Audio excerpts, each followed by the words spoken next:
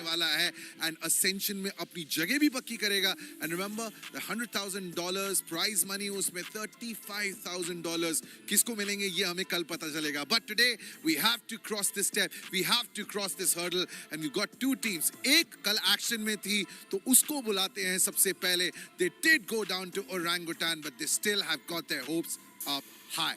Ladies and gentlemen, this is Aster Army.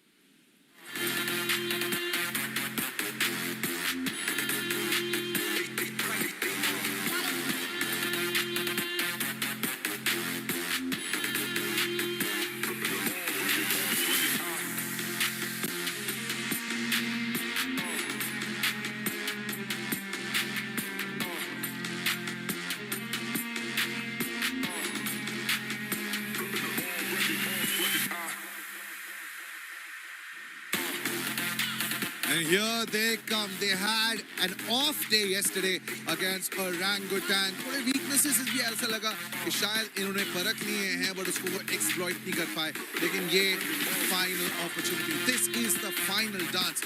If you don't make it count, then you go home. And they are very well aware. मर्जिल ने बहुत कमाल तरीके से इस team को lead किया है, लेकिन आज ज़्यादा प्रेशर में how is he going to fare, उस पे सबकी निगाहें रहेंगी। Here is Aster Army. इनके कोच भी इनके साथ जुड़ेंगे अभी स्टेज पे। And remember, आज जो जीतेगा उसका ग्रैंड फिनाले में मुकाबला होगा Orangutan से। There comes Vanderland. Good to have you, bro. Good to have you. All right, who are they taking on?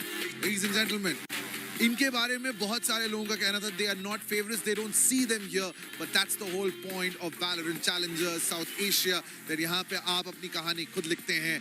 This is Reckoning.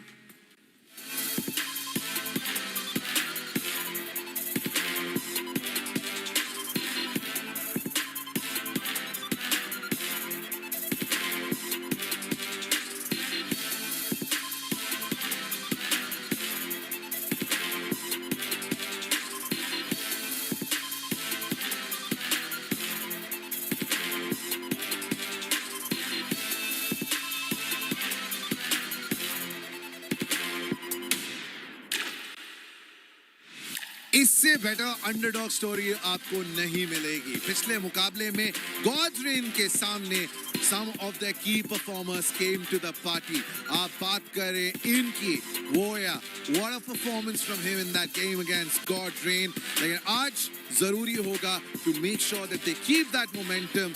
हर्ष इनके IGL हमेशा शांत रहते हैं, but put him in the game and he shows you what he's truly made of. And then comes Flavin. Flavin के साथ में इस team को पूरा करते हैं ये, and आज देखना होगा what kind of Flavin we actually see in the game. Who turns up the one with all that momentum? But you got a surprise. I promised you there was a surprise, and it is coming from Reckoning.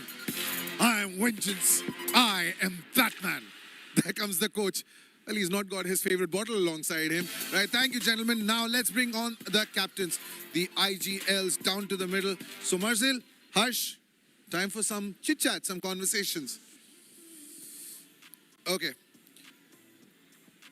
Yeah, सबसे पहले हर्ष, congratulations. 60 दिन तुम खेलते रहे, and जब लोगों ने expect नहीं किया, तुमने अपनी कहानी जो है वो खुद लिखी है. You are in the top 3, so congratulations on that. जब शुरुआत हुई थी इस journey की, did you think that you'd reach here? Obviously हम लोग split 1 का जो result था, हम लोग खुश नहीं थे उससे. हम लोगों को पता है कि हम लोग क्या डिजर्व करते, तो like हमने बहुत improve किया as a split 1 से split 2 में आने के लिए. टीम भी चेंज हुआ, इंडिविजुअल प्लेयर्स का भी like mentality भी चेंज हुआ, इसलिए हम लोग इधर हैं आज. Marzil, Aster Army, the most improved team अगर आप split 1 से split 2 के playoffs की ये journey जो है वो देखें, and आज penultimate दिन है. ये जो journey तुम लोगों की रही है, how do you look back at it? Honestly, since I've only been there from split 2, I've seen though what we've accomplished in split 1, and I'm really happy with the progress that we've made and with the preparation that we have. So if we've come out with a better preparation than them, then we will win. Otherwise, as always, may the best team win. हर्ष, कल ये लोग action में थे orangutan के खिलाफ और काफी अच्छे लग रहे थे. I mean, तुमने सब कुछ परखा है, तुमने भापा है कि इनकी वीकनेसेस क्या हैं? मैं पहले भी सेम बोलता आया हूँ. आफ्टर प्लेऑफ्स जब भी हम लोग गॉडसन के सामने हारे थे उसके बाद से हम लोग ने मेंटालिटी पूरा चेंज कर दिया. सामने वाले कुछ भी करें हम लोग को फर्क नहीं पड़ता, हम लोग हमारे गेम पे फोकस करेंगे बस. You guys were looking so good yesterday against Orangutan. Yes, you went down in those two maps, लेकिन कुछ ऐसे weaknesses दिखे. Unfortunately, तुम उसे exploit नहीं कर पाए.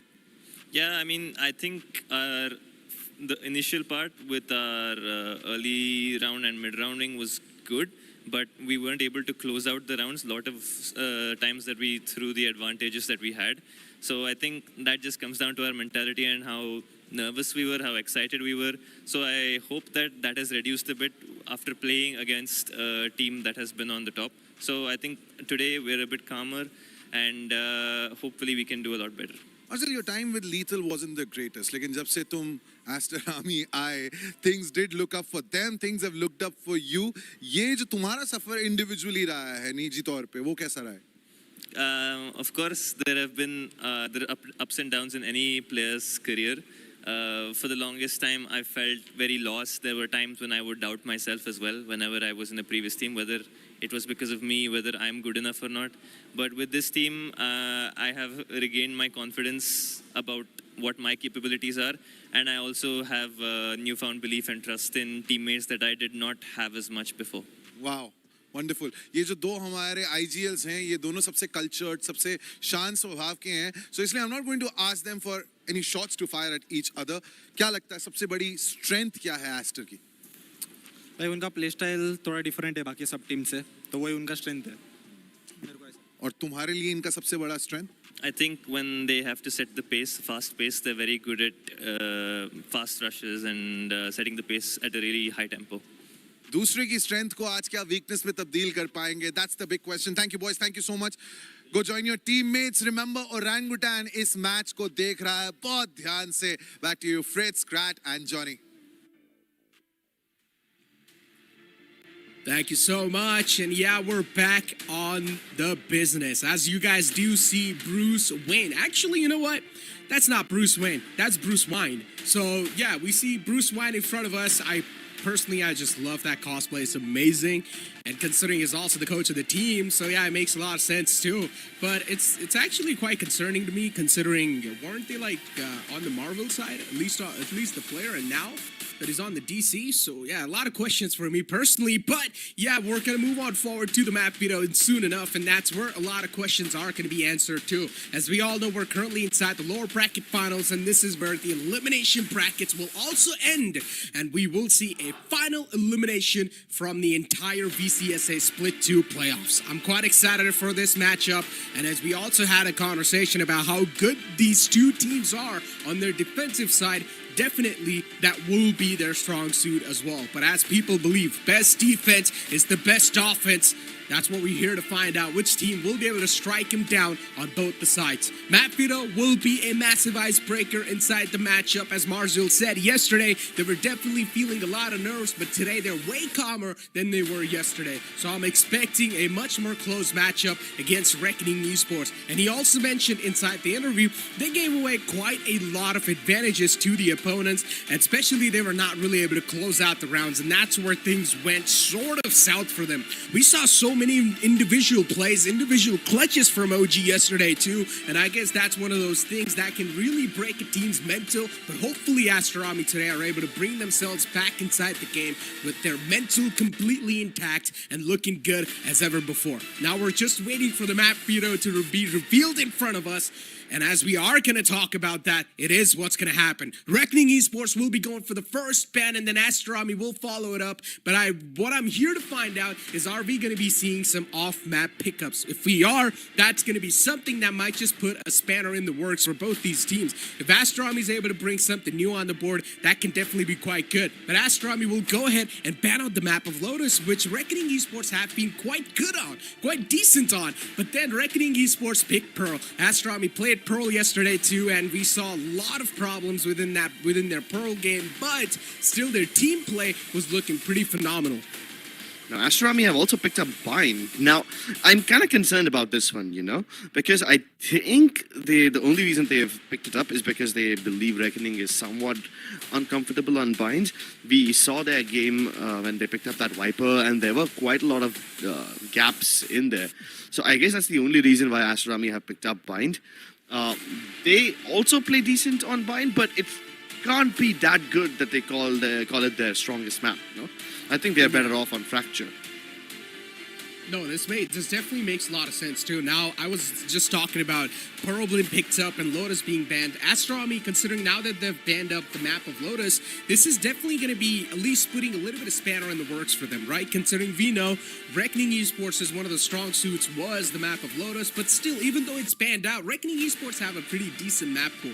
And now as they've picked up the map of Pearl as well, we saw Astronomy struggle quite a lot on the map of Pearl. So this is definitely going to be a bit of point of concern if you're an Astronomy fan. With that being said, we move on forward to the Agent Select and Astronomy. They're going to bring in the Harbor Viper composition. On the other hand, from Reckoning Esports, we're seeing only that one single controller. It's quite interesting, Crips. We have been taking a look at Reckoning Esports bringing in the Harbor Viper, but this time that's not the case.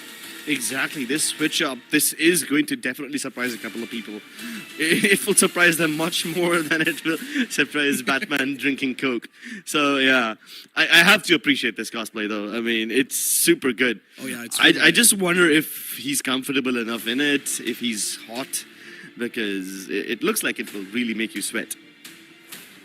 That's what I was wondering too, right? And I think so he's going to be wearing it for all the time, so I don't exactly know how comfortable that's going to look like on him, but hopefully it will be better as the time passes by. But so far, we're going to kick things off with a pistol, ladies and gentlemen. Reckoning Esports on defense and Astronomy on the offense. And we can see we're not really seeing a lot of frenzies this time on the board. Instead, a lot of ghosts. Yeah, it makes a lot of sense too. That means maybe the attackers want to go to B long. Could very well be the case. I mean, Reckoning Esports were one of the first teams to bring up that Harbor Viper, but since the last two Pearl games, they haven't picked it up. And that kind of tells you that they are comfortable with this one. And Reckoning Esports are quite heavily focused on mid. They have a double stack towards B-Link with the Sky just rotating away in form of Harsh. They have all the turrets placed towards Art as well. So Reckoning Esports definitely prepared to stop this assault. Aster Army, they also show presence towards both the sides, right? They break the turret. That means Art control has been somewhat taken. But Reckoning Esports aren't rotating to intercept them over here yet. Instead, they reinforce the A side itself. And because both the flashes of the team are still towards double door, I'm assuming they will just crunch shot from behind. Oh, Doxer, good early pick. And now you've got also Voya just following it up. So far, the defense is looking nice as they've got the site control. But Astronomy looking to deny everything. Aduka from the back with the frenzy should be able to get one kill off his own. Peeks out, gets him down. Voya taken care of. And now it's a 2-on-3. Instantly, Astronomy flipping the odds in their favor. As now Diddly 10 and Trist, they will need to take care of business. Spike goes down as well. Now the panic's going to start to settle in. But still, Reckoning Esports will need to hold their nerves with the guns. And all the three players from Aster, too, they're just going to play towards the main side. And they're also playing it quite disciplined. Just peeking out slowly and steadily, giving shoulder peeks, also chipping away a lot of damage on the opponents. This is really just going to make Reckoning Esports panic. And now the last man's stressed, and even he will be dealt with. No charges left. Good stuff from Aster Army. I love the way they just take drop out control immediately. When they come in from Art, they know for a fact that there isn't enough pressure towards A main. So they're not fully sure about what the setup from Reckoning looks like. So they do what they are supposed to do best, just throw the round down into a state of chaos. They push into its flower pots instead. They get a lot of kills over there, and then even Marzel re-initiates from long later on. On the back of that high tide, they were able to surprise their opponent so hard that Reckoning Esports got isolated in almost every fight that they picked up. Except for that initial crossfire. Everything else was dealt with really easily. Yeah. Deadly though. I'm kind of worried. He's playing dangerous games. Yeah, he is. Oh, he misses the shots, though. Those are quite crucial ones, too, but it's completely fine considering they're just on an eco.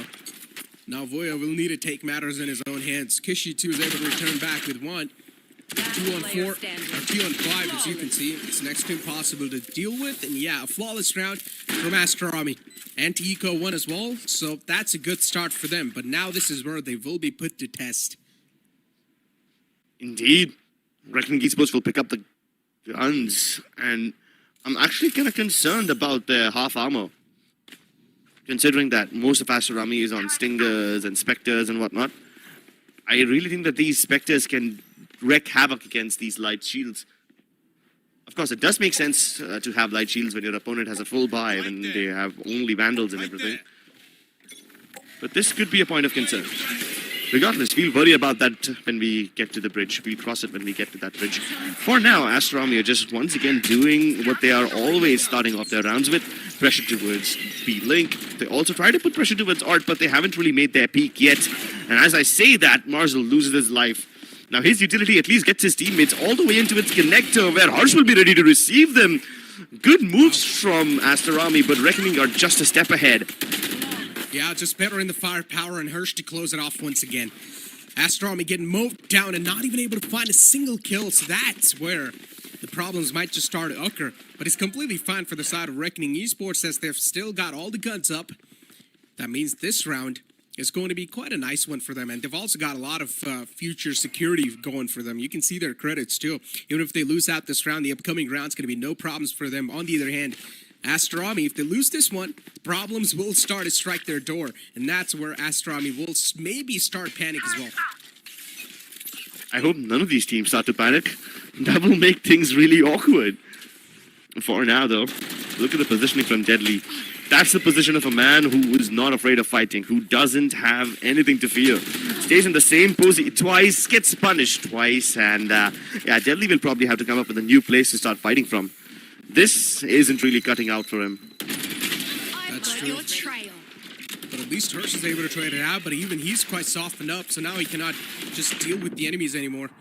He needs to take things slow and sound. A lot of Harbor and Viper utility in the front. That's why Reckoning Esports aren't exactly able to get the visual onto the enemy players. But still, Triss decides to peek out, and he gets dealt with. Aster Army doing quite a great job, but now Flavin's flank is going to add a lot of spanner in their work. Flavin deciding to fall back, but at least he wants to get some more value, and he actually does. Gets 2 players down. Coley's quite softened up as well. Only 8 HP left under that man. And Hirsch in the back lines, looking to surprise anyone from Aster Army that walks out. Yeah, I really was surprised when Flavin walked out. I thought that he's going to be a dead man because there's 3 people ready to peek him.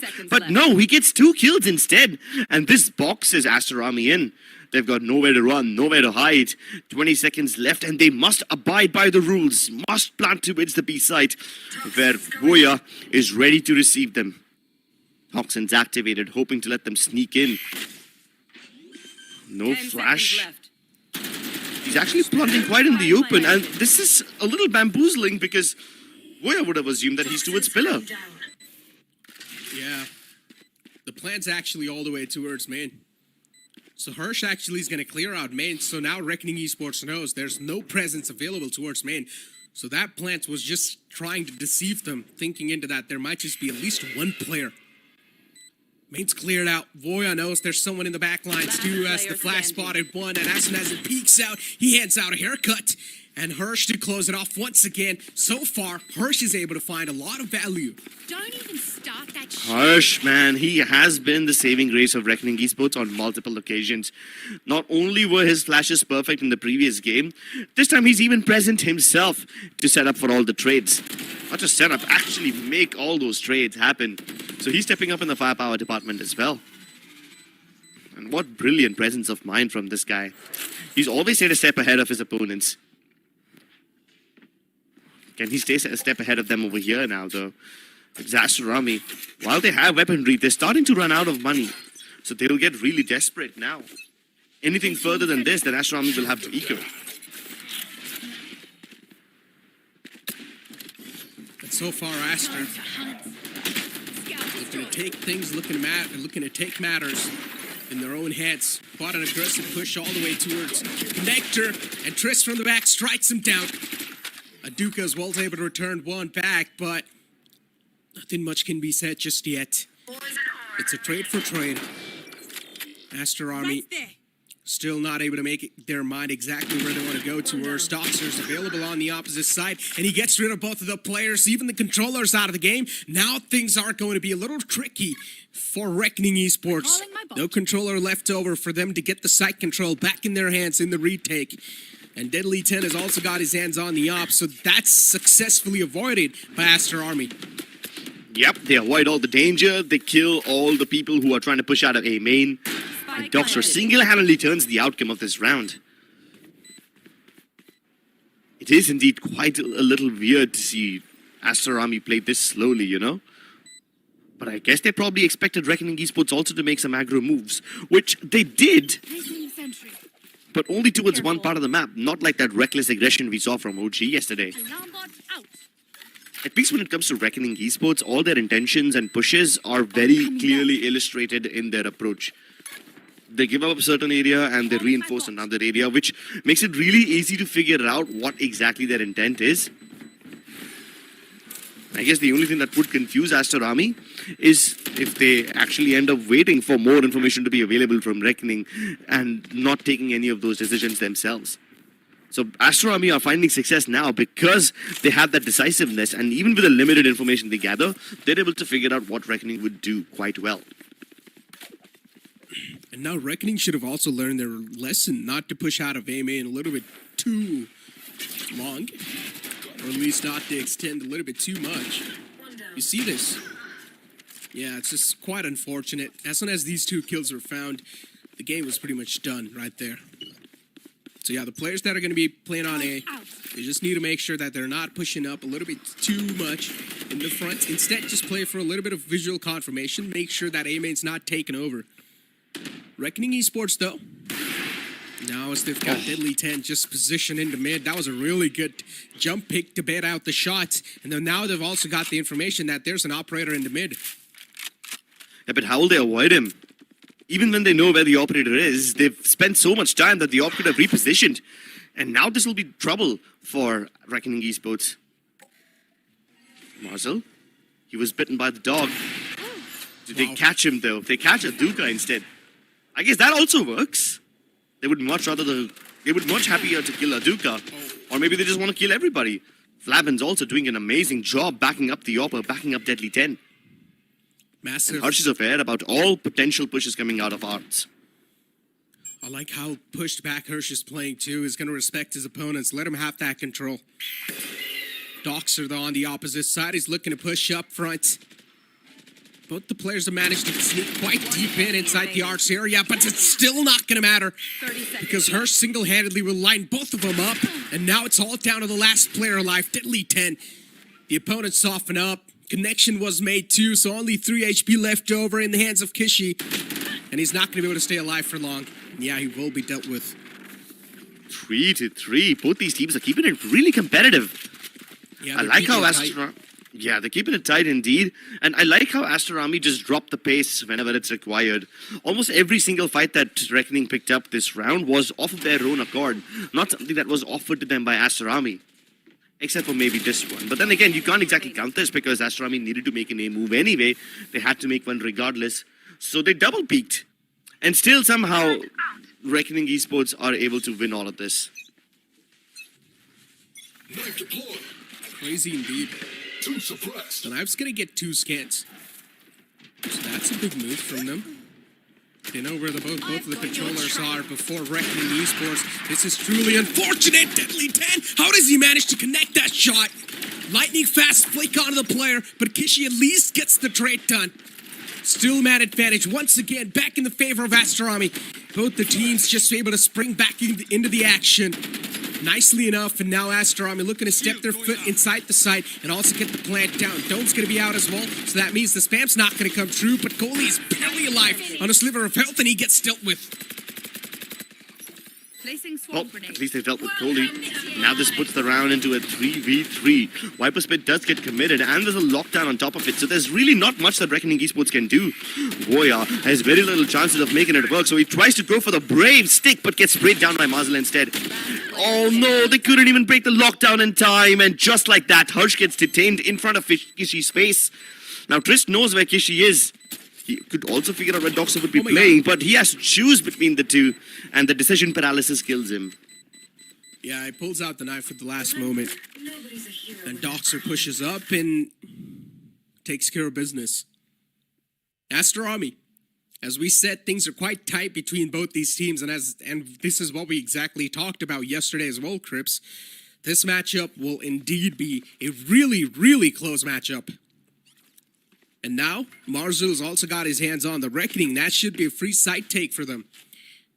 Free site in the taking. Deadly 10. He's also getting avoided quite a lot of those times. We know that operator can be massive in condition if it's able to at least strike two of the players down in the front. But so far, Deadly 10 isn't able to find that sweet spot. Yeah, Deadly 10 usually wakes up towards the tail end of the game. It's almost like a ritual. He will never be available for the first half or maybe the first 7 to 8 rounds, which is right about now. And then he will start to pop off. So you could very well expect some domination from him at this moment. Good initiation from Aster Army though. They're basically using Marzul as a primary initiator of sorts. They're making him cut off the entire backside area. They use the Reckoning to make sure nobody pushes them forward.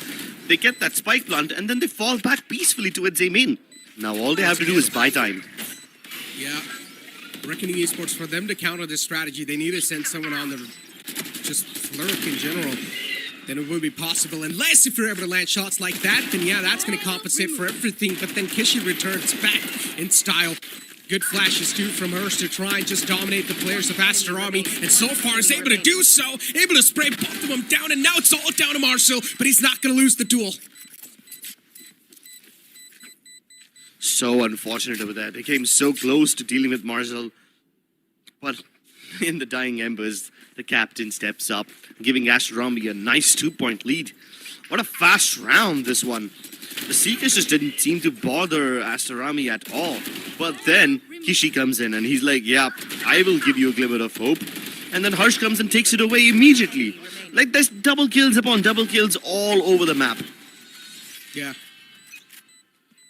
It's just really close. Until the end, if someone's not able to get the final kill, it's really tough to say which team's going to win the round. And look at Marzul once again just holding the flank angle. It's Deadly 10 pushing up. Oh, that dash is something that actually worked against him. And Marzul got that kill for free. No damage done. Marzul gets away scratch-free. And now Reckoning Esports looking to return back the favor. But it's going to be a little tough. There is a null command available in the hands of Trist. And he will pop it just about now. Nicely done. No utilities available. Harbor Viper now are going to be pretty much useless, as they've only got the Viper's Wall available. And Marzul with the flanks going to pretty much deal with everyone that stands against him. It's just done at this point. Aster Army are countering Reckoning Esports perfectly. Yeah, but at least they're getting all the frags. It's just time to flap in. He managed to make it all the way from behind, but unfortunately, he's probably not going to be able to do much. They haven't even planted for long. They're just all playing from the back of sight. It's just one round that Flavin can't pull off, although he's pulled off. Too late to the part. A bit too late to. Earlier, he would have helped his teammates survive a little bit longer, maybe assist them in fights. But it is what it is, my friend.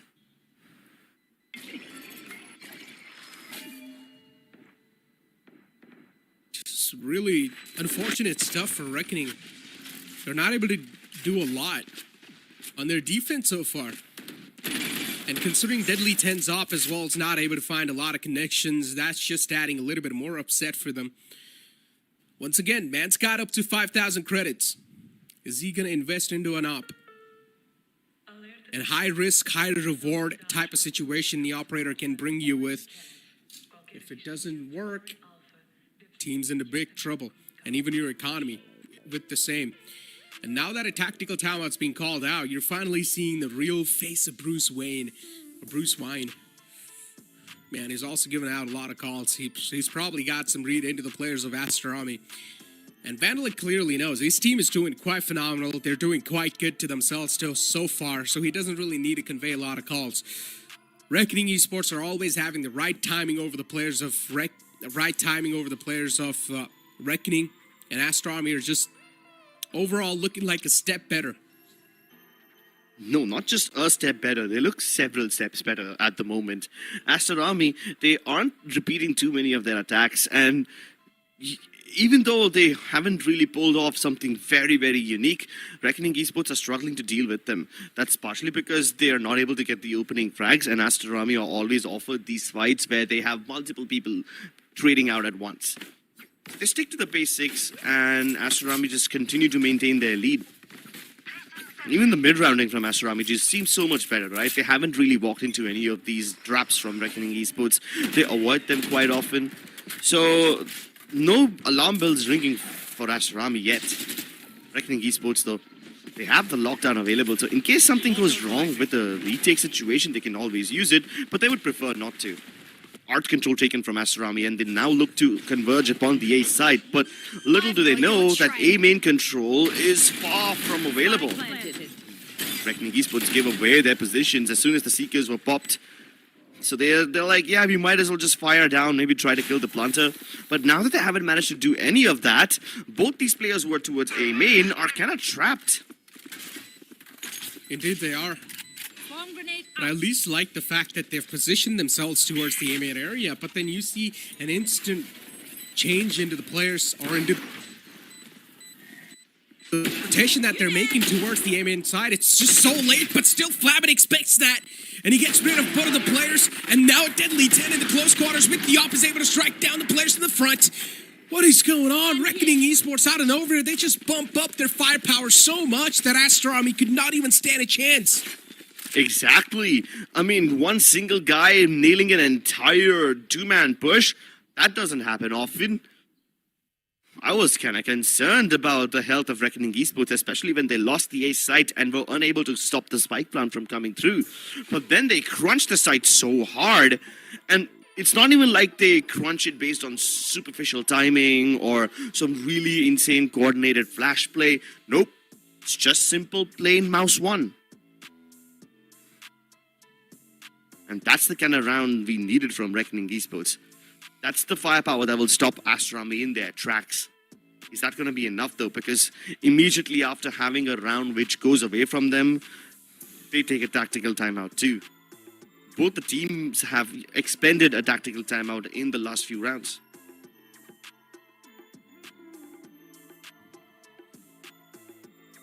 Tactical timeout, this time from Aster, though.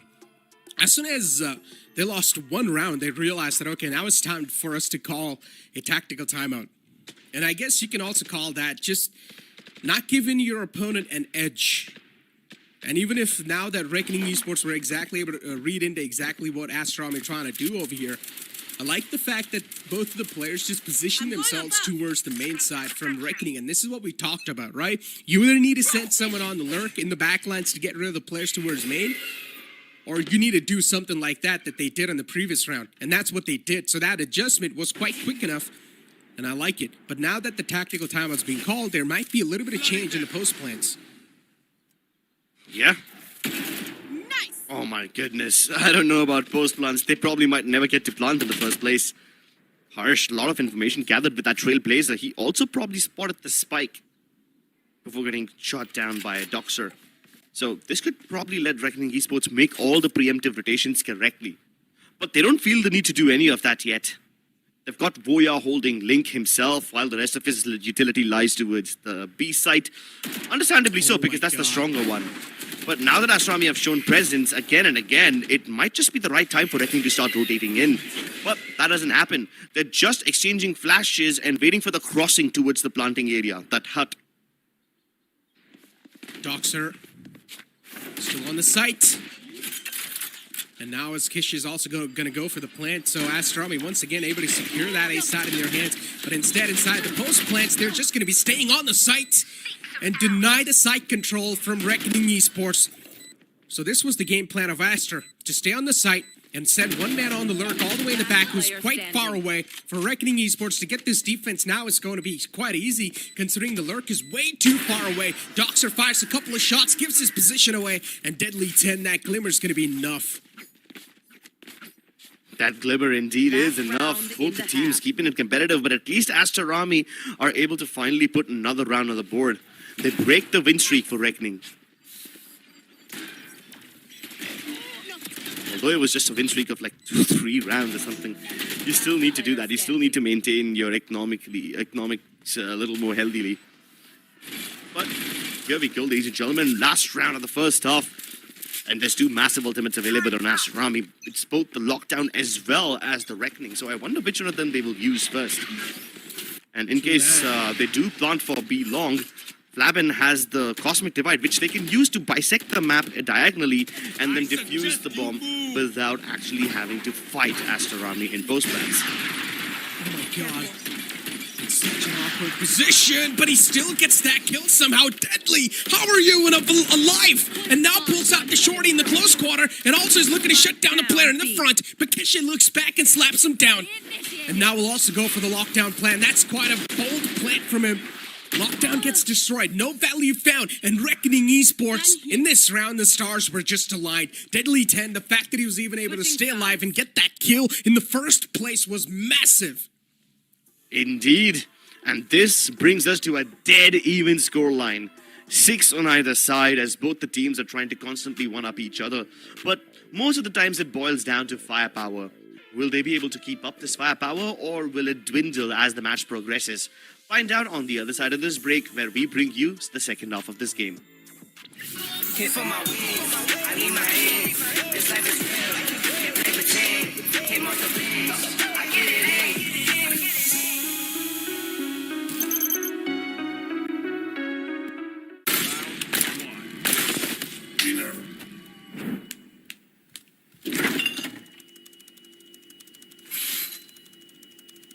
Bro, fridge meat के लिए, heat के लिए नहीं. Bro, this graphics card is making my frames drop.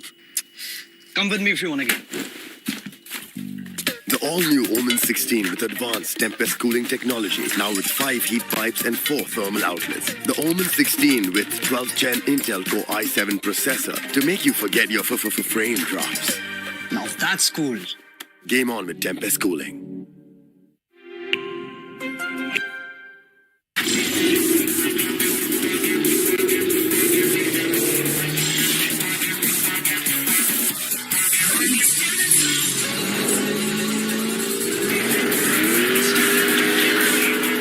Presenting Hyundai i20 N-Line. It's time to play. Yes, I'm a Gen Z. Or should I say, the Gen X.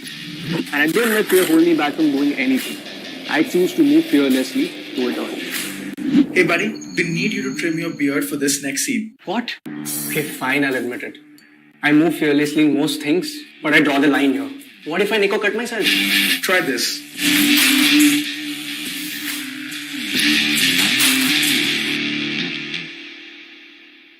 Phillips.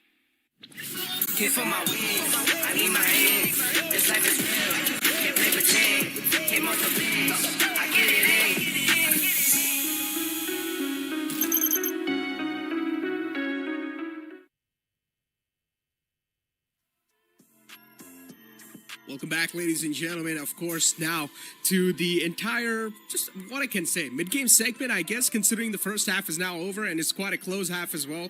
So we don't know how things are going to be looking like into the second half. Of course, a lot of question marks considering how back and forth this entire competition has been. It's really tough to say the wind is going to be in which team's sails. But maybe as soon as the second half starts and this pistol round breaks down, that's when we'll be able to find it out. I don't think the wind is in anybody's sail. There's a storm brewing out there, Necro, and it's looking to sink everybody if you don't adjust appropriately.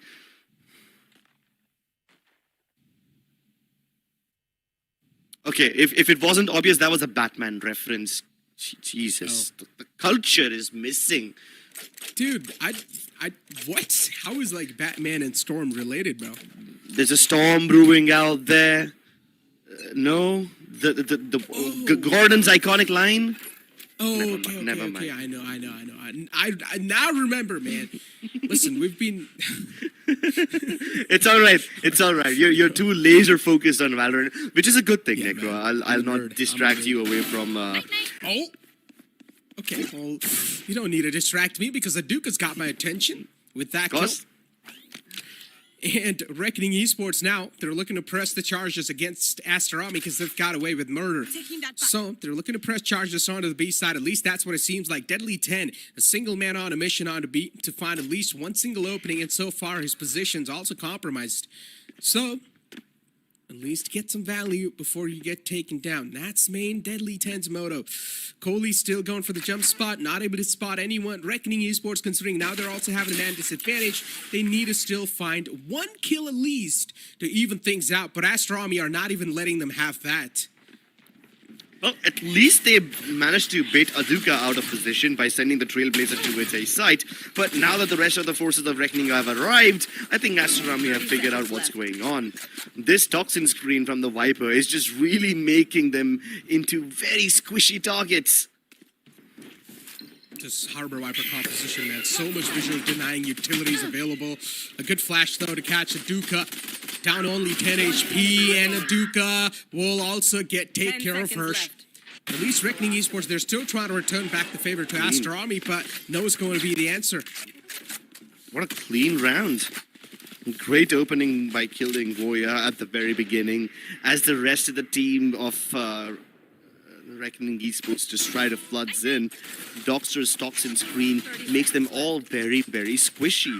You don't even need headshots with those ghosts to deal with all of these players who are trying to plant that spike. And even when there was a fake attempted by Harsh towards the A side, they didn't really fall for it. The only person who changed his position was Aduka, and he also figured out what's going on, so he was able to get to his team quite quickly. Great adjustments from Masterami, and just like that, they've got the superior weaponry now. This will most likely be a 6-8 scoreline unless Reckoning Esports hit some really nutty shots with the two sheriffs that they've purchased on Flabin and Deadly 10. Let me tell you, man, these anti-ecos, they've been quite anxious. It's really tough for any other team to be just confident enough to straight up just press W key and hope for the best. But Aduka's Marshal needs to answer, and I'm sure it will. Deadly 10 has managed to sneak so deep all the way in the back.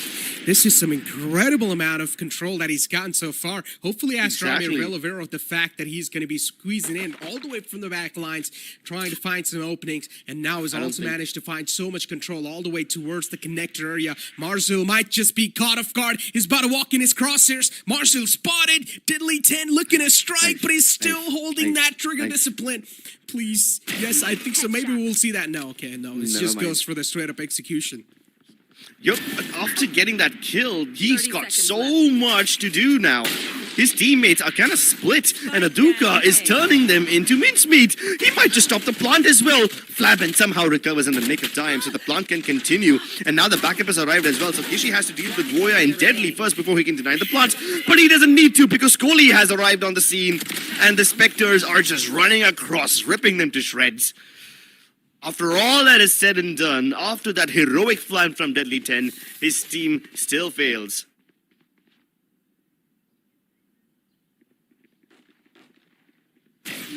This right here, man, that could have been way better if you pulled out the knife. I mean, it's not even about the knife anymore, right? The adjustments from them later on, they were kind of telegraphic because pretty much the entirety of Reckoning Esports is just waiting outside of A main. They had a little control of art and they wanted to go towards the A side regardless, which Astrami was fully aware of. Yeah, Marzal dies, they lose an early player, that's not exactly a problem because even after Marzal died towards B-Link, there was no pressure towards B-Link from Reckoning Esports. They continued going towards the A site, and at best, what would have happened after that is that Deadly 10 can stop maybe one more rotation from happening, but he just simply wasn't able to do any of that. He was already present towards Connector, the rest of Astrami rotated via TT spawn. So again, that beautiful flank gives them only one little kill, whereas it could have given them the world. True that. Deadly walks out once again. Good flashes, though, from both the sides.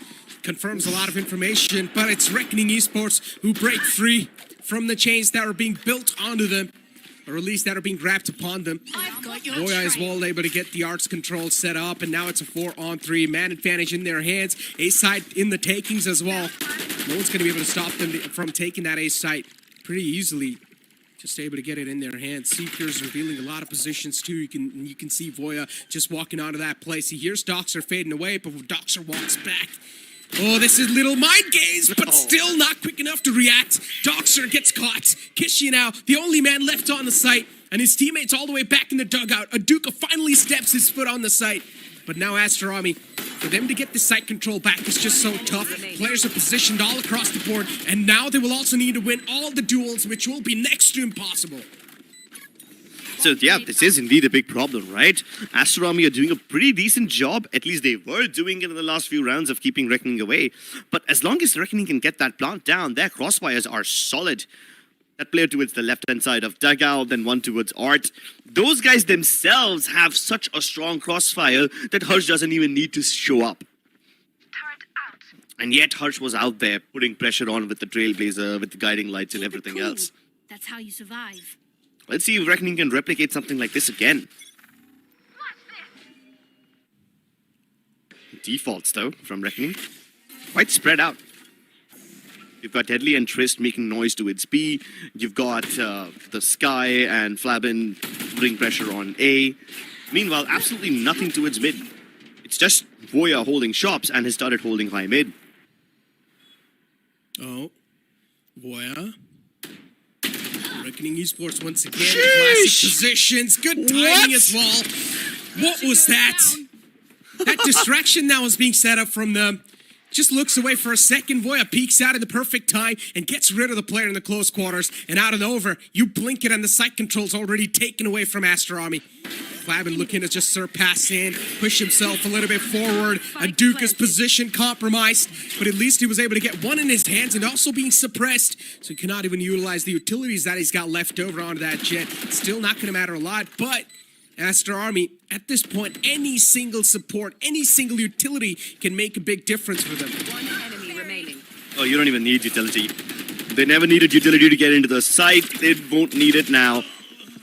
Sheesh, that was one of the best contact plays I've seen. Reckoning just literally walk in, dude. No sound, no utility. I mean, sure, there was pressure towards mid a little bit. Yeah. There was some noise being made towards B, but that's not exactly enough to classify as a fake. I can't exactly call that noise being made towards the B site a fake. And I mean, what Reckoning did over here was extremely risky, right? I mean, in case, I believe, I don't remember who was playing from Flowerpot, but in case that guy peeks out and he sees them, then the entire contact play is ruined. That's true. I felt like I was watching OG for a couple of seconds. But Aster Army, shots taken, shots fired, and Reckoning Esports, they know there's a Guardian trained on the site, so you do not really want to mess around with it. The one-tap potential out of this gun is crazy.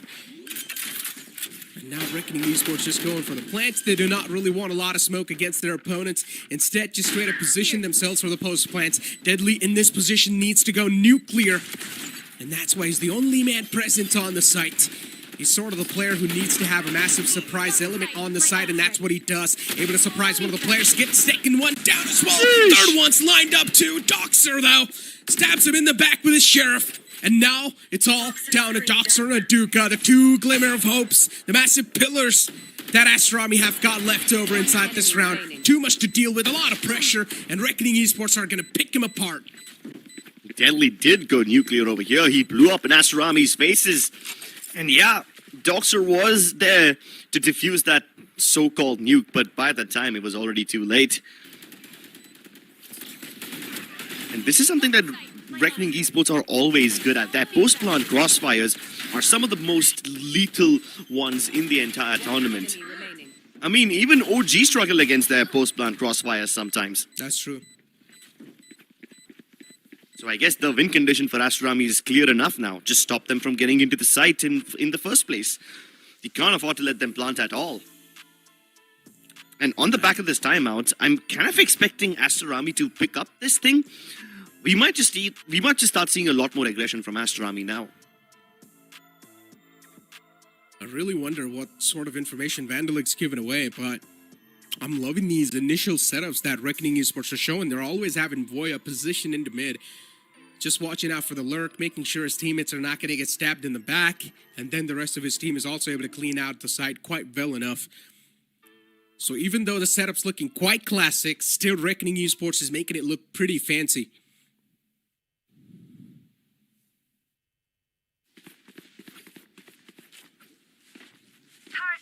Operator in the hands of Aduka. A win condition indeed that Aster is looking to activate. And Aduka is going to be positioned onto the A site. Reckoning Esports might just be walking into that trap. Even if one single kill is being tasted by Aduka, this can bring so much difference onto the game. And on the opposite side, on the B, there's only Kishi available with all of his util just placed onto that, as you like to call it, Crips, a microwave setup. That's not me. Wow, what a trade. You forgot you called it microwave. Everyone calls it that. That's not something I Really? invented. Oh. So I guess like it's sort of like the new thing where like you say, yeah, he just got cooked. Yeah. I guess, yeah. But it's Well, I time guess to we'll let let him Deadly cook. Yeah, Deadly did try to cook, you know. He actually baited out quite a decent rotation. So at this point, Muzzle's kind of all over the place, right? His high tide is cutting across. It was cutting across the double door arts as well as A main, but he himself is holding towards B. And because of all this confusion, Aster Army like, screw it, we don't want to find it out ourselves. Let's just use the Seekers and figure out where these guys are. And most of the Seekers are heading towards the A site, which is correct. Reckoning Esports are about to breach in, and on the back of all this util, they will send everything inside. Flabin already deploys the smokes, but you have Aster Army trying to challenge them ahead of the smokes, ahead of the utility. The Reckoning also pushes Reckoning back, and yeah, I guess saying the same word twice does kind of take away the effect from it, but it's the only way to stop Reckoning. There you go, I dropped it a third time. Yeah, 8 HP only in the hands of Kohli, and I was also now looking to close on the distance from the back. This is a little risky, and Reckoning Esports went for a last-moment save. So I guess you could say that the Reckoning Esports should have just expected the fact that the opponents have a Reckoning available, and maybe they should have planned something new out. Maybe try to bait that Reckoning. Maybe set a fake up on one of the sites so that Reckoning's baited out by Reckoning, and then after that Reckoning's that baited out by Reckoning, they can try to hit the other side because there's no Reckoning. You reckon what I'm saying? I do reckon, man. We need to stop doing this. I mean, I'm pretty sure that we enjoy our humor. I'm not really sure if others are getting this We one. are so childish. It's crazy, man. I'm pretty sure the people that are watching us, just listening us actually, they're probably getting cooked up. Blinded. And that's all the jokes we have in store for you today. Thank you so much for coming to our TED Talk. Let's get back into the game. And oh my goodness, Goya really wants to bring us back. Is he going to use this lockdown? I think he can. He can afford to do so. I mean, there's no other point trying to hold on to it. Plus, there's no utility that Aster Army can use that will destroy this lockdown or endanger it. What are they going to do? Dry peek it? Obviously not when Deadly's holding. But still, Reckoning take their sweet time. Yeah. Tasmanian Tiger's out. He's on the hunt, looking to bite someone in the back. But instead, he gets bit with bullets. Aster Army. Nothing has changed. Yeah. I mean, Reckoning are making noise over here. They're not falling back either. Rotations from Aster Army have arrived. So this round has basically entered a stalemate. But the problem is that Reckoning Esports, considering they only have one controller available, they cannot even just straight up decide to breach in the site. They will need a challenge head on with the guns, and that's what they're trying to do. They were trying to play completely on the back of that firepower, but it just did not work out. And I guess it's one of the problems of having just one single controller on this map. Only a tool. I don't think the controller was even the problem. Even if they had a double controller, they probably would have lost in this round because they took such a long time to just enter the B site. And it's not like they're trying to spend a lot of time here to sell a fake and then go elsewhere. No, they want to commit towards the B site. So they don't keep their positions a secret. The trailblazer that was thrown ahead by Kohli, all four people shot at it. So I don't really see what was going on over here. I mean, you could see it coming from a mile away that the lockdown would be invested by Reckoning, but yet they went in before the lockdown popped, before it fully detained anyone. So yeah, they basically just shot themselves in the foot. This was a throw round. Oh, well, I guess here we go. Reckoning Esports not really enjoying the taste of defeat in that previous round. So this time they want to take matters in their own hand. But Aduka, he's quite quick with it and quite slick. delivers a blow, and that's a big one too with the shorty. And now Marzel as well looking to do the same thing, but still the spike goes down. It's not really going to matter a lot. Marzel stays in that same spot, and he gets taken care of. And Duke able to return one back. It's a 3-on-4. Man advantage in the hands of the opponents. Aster Army looking good as ever before. Operators, of course, going to be a massive problem for them now that considering they've also popped out the Viper's Pit. This is going to be a bit of a good news for the opponents. Aster Army, they've got the site control established. All they need to do is now take care of the players in the front. It's going to be quite a tough task, but they're still doing it quite nicely. And Aduka is delivering on the back of that operator. Voya is trying his best, but it's not going to get it done. Aster Army, they really had to work to get this defuse. Reckoning Esports did a decent job, and I wonder if the previous round in which they placed the lockdown was just a little ruse, was just a little play for conditioning. Because the previous round was super slow, this round was super fast. Aster Army couldn't see it coming. But as soon as that Cosmic Divide was committed, you could see that Aster Army wanted to get some kills and not let Reckoning retreat. They had Marzel use the Cove, they had Aduka use the Cloud Burst, hoping to get a couple of frags before Reckoning falls back to safety. And when they realized all of that's not working, Doxer said, screw you, I have a Viper Spit. Good luck shooting into that. Oh, this is quite a risky one, and he actually does not even shoot out. Just going to cause so many issues for the opponents. Flabin now is also suppressed because of that. It's just going to put a little bit of sense of fear in Flabin's mind, so he's not going to peek out just yet. Voya gets rid of all the utility that was available in the link. So that at least a good one. Maybe it's going to distract the players of Aster Army a little bit more towards the link area. And that's what seems like it's happening so far. Deadly tense position compromise, and Coley's there to bounce it back. Kill secured. 5-on-3 for Reckoning Esports. This is quite a tough affair, but they need to make it happen no matter what. And Voya is able to sneak all the way in the back. I don't exactly know what sort of a move that was from Marzel, but it actually worked out against them. And Flabin is able to squeeze one kill off his own. Voya having a massive flank, and he's also got a good timing. Might just be able to catch one player right here, and he probably will be able to do so. Coley caught. There's still one Viper on the site in the name of Doxer. Is looking for Voya to step in that smoke, and he executes him. 2-on-2. Out and over tables now, it seems like they've been flipped in the favor of Reckoning, and Trist will shut down Marzel as well. That one little misplay from Marzel cost him this round. 1v2. Doxer's Viper Spit won them the last round, but now he will have to pull off something really miraculous to make this one happen.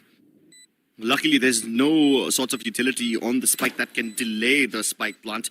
If he could have tapped it, then they probably would have invested the gravity well, which would have, made someone at least peek out.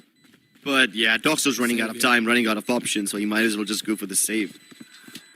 And you notice instant improvement from Reckoning Esports. You remember this one round where Deadly just managed to get into its connector and he backstabbed, well, almost backstabbed Marzel. I thought he was going to knife him and everything. You remember that round and how Reckoning failed inside it? Well, this was a carbon copy of that same round, except this time, on the back of the control that Reckoning Esports acquired to its connector, they hit the appropriate site. In the previous round, Reckoning went from Art to its connector. They got control of B-Link, and his teammates had no intentions of coming towards B-Link at all. But this time, when they get that backstab and when they get that control from Waterfall from the back lines, his teammates also hit the A site because the flanker is in appropriate positions to help them out. And Reckoning Esports instantly learned from that mistake. They're using something that happened like 7-8 rounds ago and putting that to use right now in one of the most crucial moments that could turn the game.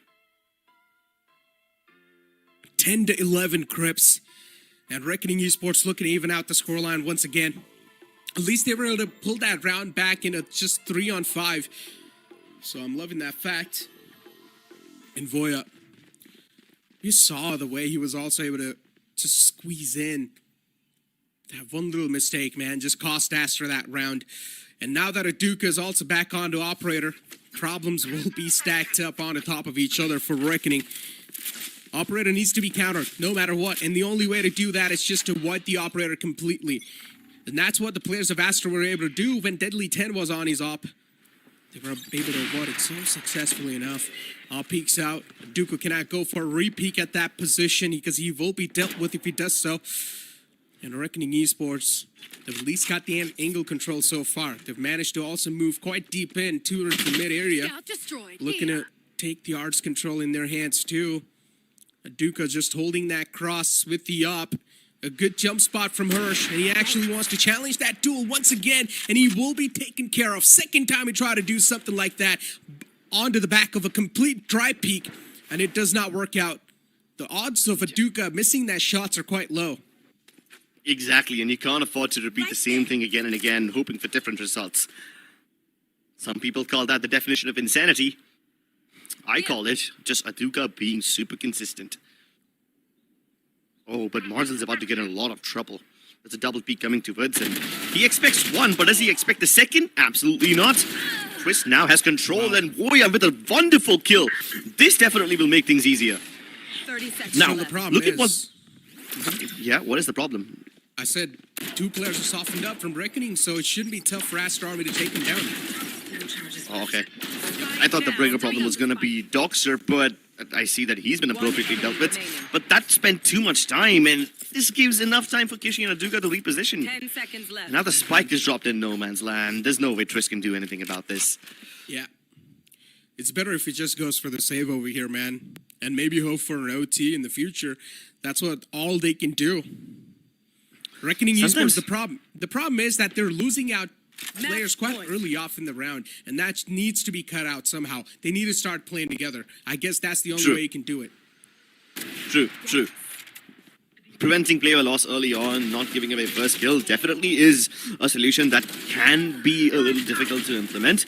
But I think the bigger problem to fix over here is their obsession with heading towards B-Link again and again. I mean, sure, it gets them kills. It gets Reckoning Esports the advantage they need, but they're not able to always capitalize on this one. Out of the 3 times they've tried to go in for connected controls, they've only succeeded once. Oh, really good suppress. Able to get a lot of information out of the back of that, and once again they're going to do the same thing, but luckily enough for them, they've managed to avoid the operator, but an instant lockdown is available from Kishi, and a counter lockdown is also available from Reckoning Esports. Deadly 10 just dashes all the way in the back, and now also wants to get rid of that lockdown. He's done so, perfectly done. Reckoning Esports, Reckoning is also going to be used against Reckoning, so problems are going to start to occur for them, but still it's not going to stop them to get the side control. Yeah, but now that Reckoning Esports has established the control of the side, they will not try to go for crossfires. Instead, they try to go for the fights. And they are the kind of team that loves fighting secret. But this isn't the way I expected this to go down. Oh, angled and checked. Flaven holds his ground. And as Aduka tries to frag him, Triss will spray him from the other side. He comes ahead of the high tide, hoping to provide backup. And he does. It's all up to Kohli. And he's done it so many times before. But this time, it's different. This time, he's got his backs against the wall. He can end the game right here and now. Otherwise, we will go all over again. And he tries to go for the pre-fire, but Voya strafes around. So close, man. Way too close for comfort. But Reckoning Esports, barely hanging on the cliff. Aster Army, they just need one more round. And Reckoning Esports, they need one more round to extend this game to OT. Aduka with the Blade Storm. And the problem is that, and now a huge problem actually for Aster Army, they're struggling with the economy. Oh no, this is like the worst time to run out of money, man. The second worst time would be when you got a gun pointed at you and someone's trying to mug you, but we'll deal with that later on. Reckoning Esports realize that Aster Army don't have much firepower. That's why they just want to send it in, and especially when Deadly's hitting shots like those, he can be a real nightmare. Aduka, he has an updraft of his own, a creative way to deal with Kohli from all the way back, but still the problems aren't over. The Cloudburst, he felt desperate enough to stop the plant, so he had to go for that kind of a play, but only if he did it not alone. Maybe if he just swung out with 3 more people, it would have made a difference. Now, it leaves them very vulnerable, and the only person who can save them is Kishi, but he's been detected already.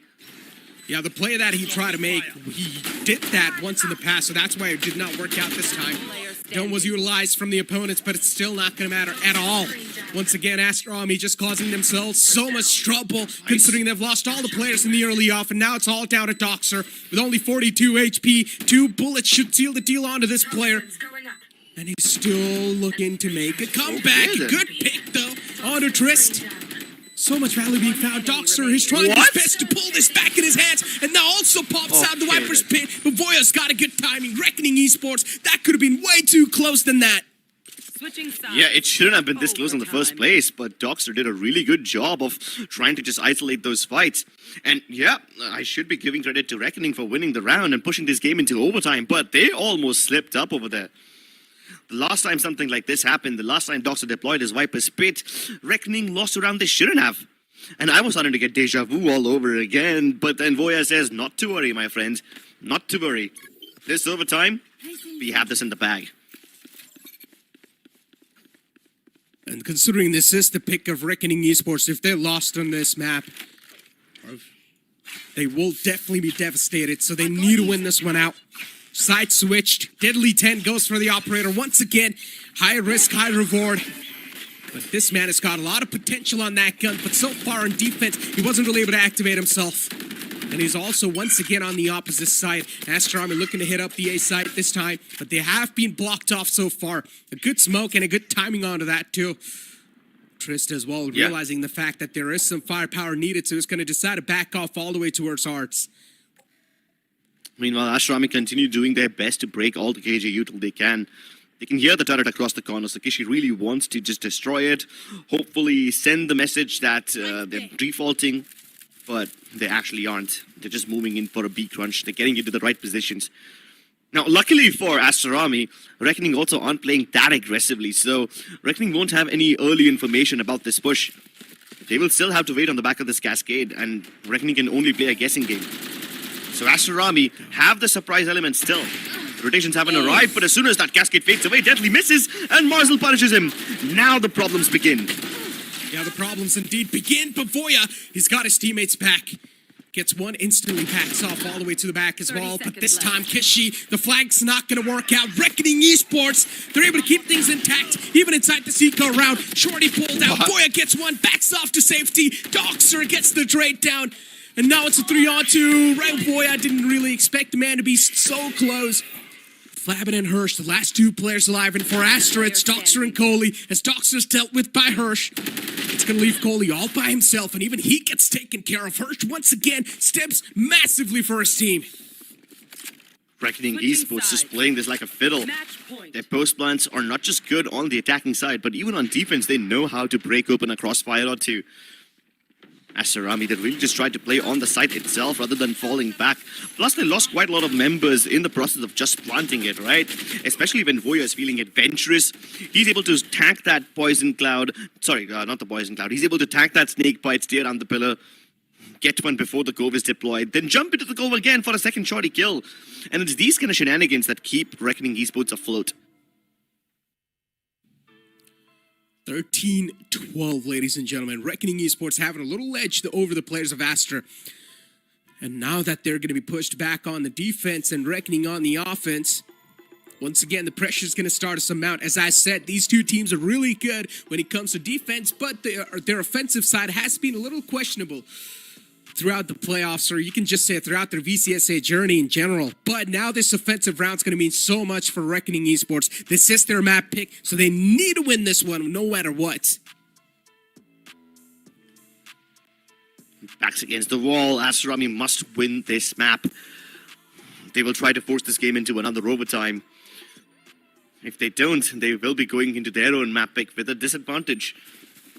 But I guess things are worse for Reckoning Esports, right? If they lose their own map pick, then things will be even more uncomfortable for them. Indeed. I don't think either of these teams want to go to Fracture. That is just too chaotic for either of them. Luka, though, with the glass cannon off, he's playing dangerous games, and he's about to get swung. Deadly 10 out of the picture already. Oh, they can't catch him on the fallback. They sprayed him down. He lost most of his HP, but at least the op's still alive. Now it's up to Marzel to make a difference. And he will just pluck them off through the woodworks. Trades back and forth, all the place, everywhere. But still, there's no direction towards this hit from Reckoning. They haven't really fully committed to a site yet. Oh, and now they won't get to commit either. Peaks, man, from Reckoning are really just catching them off guard. But what can they do, too, if you're Reckoning? It's just tough in general. Trista's position's compromised too. And Reckoning Esports this round, it seems like it's already starting to fade away from their hands. A 1-on-4, it is doable, but still, something miraculous needs to happen. If Trist is able to somehow isolate these duels, then yeah, it's going to be a date with Destiny, but I highly doubt so. Kishi's got an off angle, and he will shut Trist down. Aster Army able to bring it back once again, and they take us to another OT. Overtime. Another overtime ensues. And the problems for Reckoning Esports on their attacking side continue. Their defaults actually have a decent intent. I mean, they want to pick up fights, they want to get some early kills and then make a commitment, which is understandable and everything. But in order to actually do that, you need to start sticking together and picking up those fights. Or rather, should I say, force those fights. You can't expect Aster Army to offer them to you. Because when they offer you fights, it will mostly be a Duke up with an op who's just staring you in the face. Well, this time, it seems like Aster Army has heard what I said about Reckoning, and they are looking a lot more aggressive. Trailblazer towards B-Link, at the same time a triple push out towards Art. A reverse Trailblazer will be thrown on, but I don't think there's any follow-up on the back of it. Flab and also can't hold on. Aster Army are just tearing a hole in this defense and punching through. And this time, Reckoning have no control on A-Main either.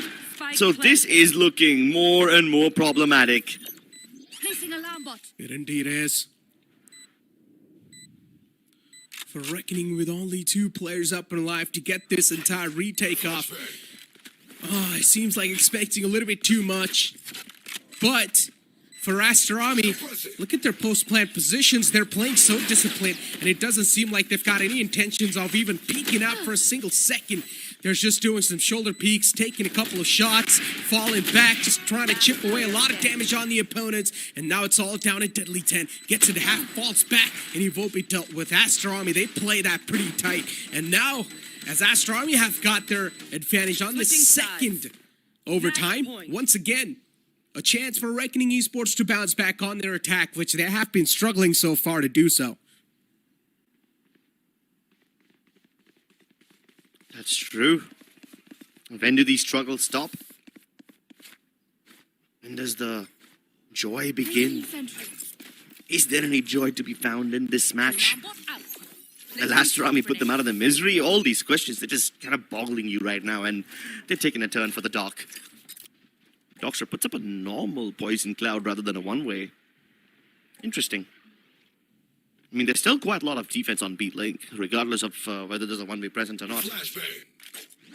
They'll probably make contact with Marzo, and then the other guy will also swing, but Doxter's flash, so he cannot swing.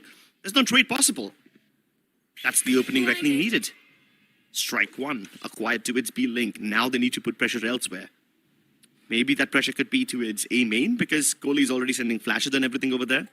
I'm sorry, not Kohli, it's Harsh sending flashes and everything over there. Which actually warrants a response from Aster Army, because they double push out of A-Main and they don't see anything. And now because of that push, they realize that Reckoning is hitting B, but it might just be a bit too late, because Kohli doesn't have any time to fall back. No response available. Oh, what a shot from Doxter, though. Was able to find out a haircut onto one of the opponent players, and now Trist as well, just going for the plant. That's a perfect snake bite onto the feet of the Trist, but still it's not going to matter. A 3-on-4, odds stacked with the players of Reckoning Esports so far. Their defense is looking pretty good on this post-plant scenario, and what a good timing on that gravity well too. Just pulls back the player who was looking to clear out the backside, and now Aduka with the operator. He's got the stick to strike someone down in the front, but the peaks will be given away, but they're quite perfect too. Able to swing off of each other. Reckoning Esports, the team play is looking so phenomenal on this post-plant. Yeah, finally, Reckoning Esports. Switching sides. They are manifesting whatever they wanted to create since regulation, but they only bring it to fruition in the overtime. And we go into yet another one.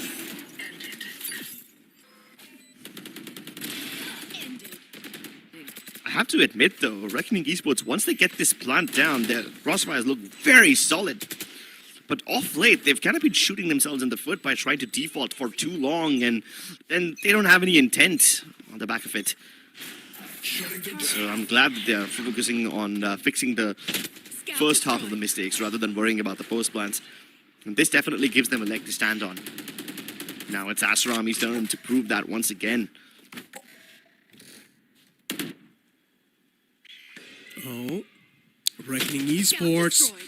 Deadly 10, I like this aggression from the player, trying to be aggressive, is trying to be too cheeky as well. But unfortunately, he hits that shot, but it's through the wall. Really? That's what one of the main problems has been for Deadly 10. He's been hitting so many shots through the walls that the players are actually left alive with a decent amount of HP for them to try and retaliate and also get a couple of return frags onto the opponents. He beats that to the smoke and Tris! He moves all three of them down. Aster Army, you blink it and you miss it. As soon as you open your eyes, you see 3 players lost from Aster, and now Doxer out and over is the only player and the only glimmer of hope up for Aster Army. That timing from Tris was so perfect, but you can also call it a good team play. Oh my lord, you need to hit the replay button for that one. Doxer has a near impossible task on his hands. He's about to get quadruple peaked, and this is the worst thing that you can do to a player. Still, he's fighting back. Still, he's dinking them. But Reckoning Esports just channeled all of that energy into that one. What on earth was this?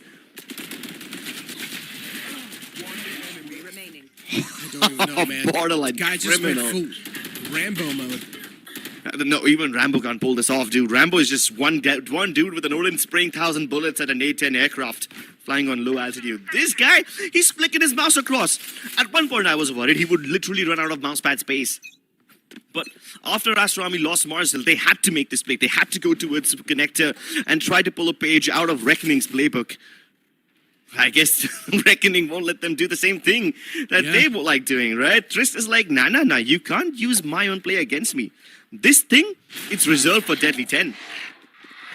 Now Reckoning look to deliver the finishing blow. Aduka once again on glass cannon off, but this time he's on the wrong side. He won't be here to stop this push in time. Best that can happen right now is that Kishi, he can pop the nanoswarms and delay the push for a little bit, but Harsh instantly decapitates him. Doxer tries his best, but he too will lose his life. And the spike can get easily planted. The seeds of doubt are being planted deep inside the minds of Aster Army, and soon they will sprout into a beanstalk. Not unless Aduka can save the day, not unless he can trim out the leaves.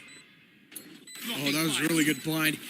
Was position compromised. A good dome too to try and get the defuse done. And now Reckoning Esports.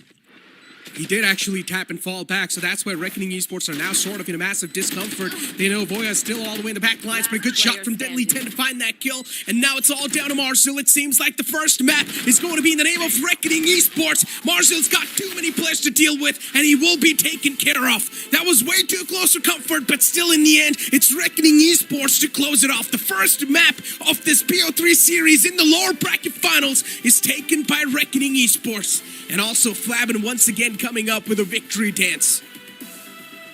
He always comes up with new ones. He always comes up with those cool moves.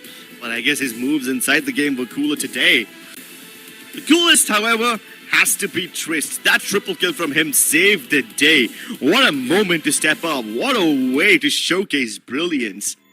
That's what I said, right? You cannot even call it pure luck, but I would say that was just straight up team play. Trist realized that one of his teammates is just stuck towards connector, so he knew that he needs to press on and help his teammate and give it a little bit more firepower. But luckily enough for him, the Jet used her smoke, and Trist pushed through that smoke, delivering a massive, astonishing blow to the opponents. Ladies and gentlemen, there's a lot to break down, and we will break it down after a short break. Kiss on my wings, I need my eggs. This life is real, can't play pretend. Came on the beach, I get it in.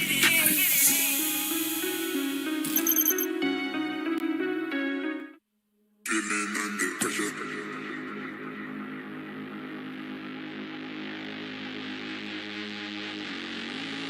Pressure.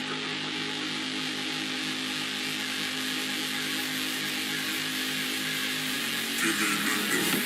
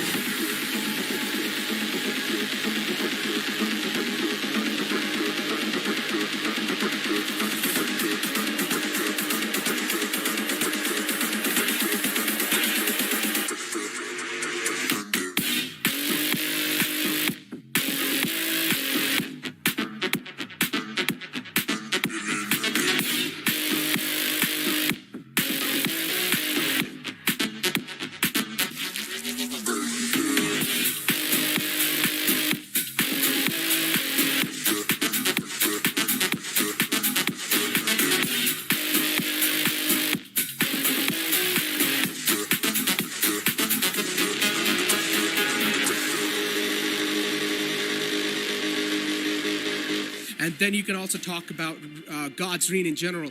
But the way Reckoning does it, it's quite different. And that's what makes them stand out than all the other teams. Reckoning Esports' main forte is them being able to adapt. And when you yourself are in the driving seat, how many of the times are actually going to be able to come up with a new strat? So Reckoning Esports knows, okay, now it's an A-side hit. We know exactly what they did last time, so let's go and easily counter that. So it's just brilliant.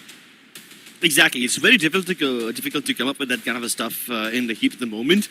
And that's exactly why they pre-plan all of this, right? The amount of protocols that Reckoning have, it's not even funny.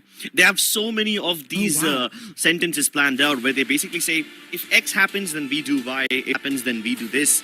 So those if-then equations are just present for Reckoning by abundance, and they have a lot of those protocols ready. That's exactly why they are such a dangerous team to go up against, because they will always have one or the other counter prepared for you. This time, though, the element of surprise comes from their agent composition. Voya picks up the Reyna. Now, I'm not surprised by the Reyna pick, but I didn't expect Voya to be the one to do this. Meanwhile, Flabin has picked up the Harbor, which isn't all that surprising because he's played controller in the past, but I haven't really seen him play this particular character. On the other hand, Asarami, they have no surprises. Aduka on Raze, Kishi on Sky. We expected all this. Marzel's pulled off the Typhoon as well. So I would love to see how he combines his Tripwires with Doxter's Poison Clouds. That really could send a number to Reckoning. But so far, the counter utility has pushed Asarami back. Although Reckoning, even though Deadly jumped into the TP at one point, has now made it back to safety. So Reckoning also don't have much to worry about. Asarami, though, they're quite spread out, you know. I think they're about to pinch teleporters on the Bath area. They've got two outside of B main already, and the other two just about to make contact over here. Just waiting for the TP jump. Meanwhile, the spike isn't anywhere close to either of these sites. And yeah, the jump comes through. This was Deadly's cue to fall back. He can't exactly hold on to that area by himself, but he can continue spamming through the smokes, and that should work brilliantly. Indeed it does, and now the trades are equally on the board too for both these teams. Flavin, though, still looking to strike back and sting back to the opponents. Able to find two of his own. The frenzy in close quarters can definitely be quite deadly, but unfortunately for Trist, this time the spray does not really work out in his favor. But still, Doxter's quite softened up, and Voya, a good shot onto his opponent. Doxter with only 22 HP still is able to get the drive-by done. And considering how low he is, and he's still able to make it out alive, one bullet should seal the deal onto this player, but still you can clearly see the amount of fear he's able to instill into his opponent's heart is crazy. Left. Now looking to find the players and isolate the duel against them, but Flabin, as I said, all he needs to do is one single bullet, and that's it. Reckoning Esports really loved fighting as a unit, and it was visible from minute one. Deadly 10 jumps into teleporters from B long to Bat. He somehow gets away scot-free. And this comes to bite Asarami back so hard later on. 10 seconds. Asarami also pull off something similar, you know? They jump into TPs to take control of Path really quickly. But then, without having too much A-shot control, by sending 4 players in via Bat, they were just basically running into the traps placed. I mean, all that Reckoning have to do is just spray down that narrow corridor and they get all that they require. Deadly 10, making it look simple. Just getting all the frags required. These unarmored opponents are nothing to him. Look at him! Just basically bird hunting. Labin also helped him out over there, and Voya is not afraid of pushing out of smokes. Apparently not afraid of running out of bullets either. Yeah, for a second I thought that was Deadly who hit that shot, but then I looked at the kill feed and I was like, okay, it's Flabin who got that bird. And he clipped his wings, but yeah, it's just the second round, so you are going to expect massacre. But considering Reckoning Esports, they've still got 2 Vandals and a Bulldog on the board. There's a high chance this round too can be countered by them. If those 2 Vandals are able to find a lot of value, Voya and Deadly 10. Personally, as I said too, when I saw Voya for the first time on this map, I said, I really want to see this player on the duelist role. He's so capable of getting so many frags if he's going to be playing that, and so far he's doing a phenomenal job. What's better about Voya is that he really knows when to push out of smokes and when not to. So I guess he's capable of making those surprise plays, but this time none of the surprises are working for Reckoning Esports. Not even 10 seconds into the round and they've already lost most of their forces. One thing I've noticed is that pushing against Astarami is one of the biggest mistakes you can make. This was the same thing that Reckoning Esports tried to do in the map of Pearl, if you remember, and they always got countered on their defense. So pushing against them is one of the biggest mistakes you can make, and you might as well respect Astarami's presence on the map. But you can't afford to give them too much map control, right? So at some point, Reckoning will have to either push to gather information or find other ways of gathering information. And it can't always be Harsh with his flashes, just doing the dirty work. I mean, he's a Sky. He's supposed to not only gather information, but also set up the plays for his teams. What kind of plays will he set up if Reckoning don't play aggressively? Oh, there we go. Instant TP, and Marzo's on the other side just waiting. Astarami, good round, a really good round. They've only lost out on 1 gun, so it's not that big of a crack into their economy just yet. looking pretty solid. They've also got a lot of credits saved up for them in the future. So I want to touch upon the point you made over here. You're right. Reckoning, they can't afford to play aggressively all the time. They certainly can't afford to play aggressively at the start of the round when Aster Army is holding their defaults, waiting for them to push out. So mid-round aggression has to be the name of the game over here for Reckoning. But identifying when to play that, when to make those moves, can be very tricky against a team that's as patient as Aster Army. Oh my lord. Wow. I guess, That flick. yeah. I mean, we were just discussing whether they should play aggro or not, but I guess hitting your opponent square in the face is a convenient enough solution regardless of the timing of the round, huh? Oh, this time not able to make it back to safety. Coley catches him and clips his wings. Still the man advantage, though. That's what really matters. And for now, Reckoning are going to be more than happy. They're quite satisfied with the results of the game so far. Pakishi able to steal it back into his team's favor. 3-on-3 for the defender. The number is what really matters. Unless Voya is able to make some spectacular plays, then maybe you can count on the players of Reckoning. But so far, Aster Army, they're really trying to fiddle with the enemy mine. Stoxer in quite an off angle. Too slowly and steadily, just trying to rotate onto that spot itself. And Kishi just positioning himself towards that default box.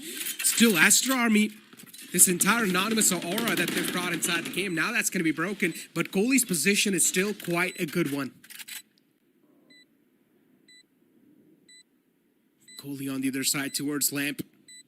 Zvoya and Hirsch on the opposite. Looking to burst himself out of that position. Blinded. Really good blind from Kishi, but still Coley is waiting for the confirmation. Another massive flash. And the amount of time that's being burnt over here, it's crazy. Reckoning Esports now. Voya will actually go for the stick eventually.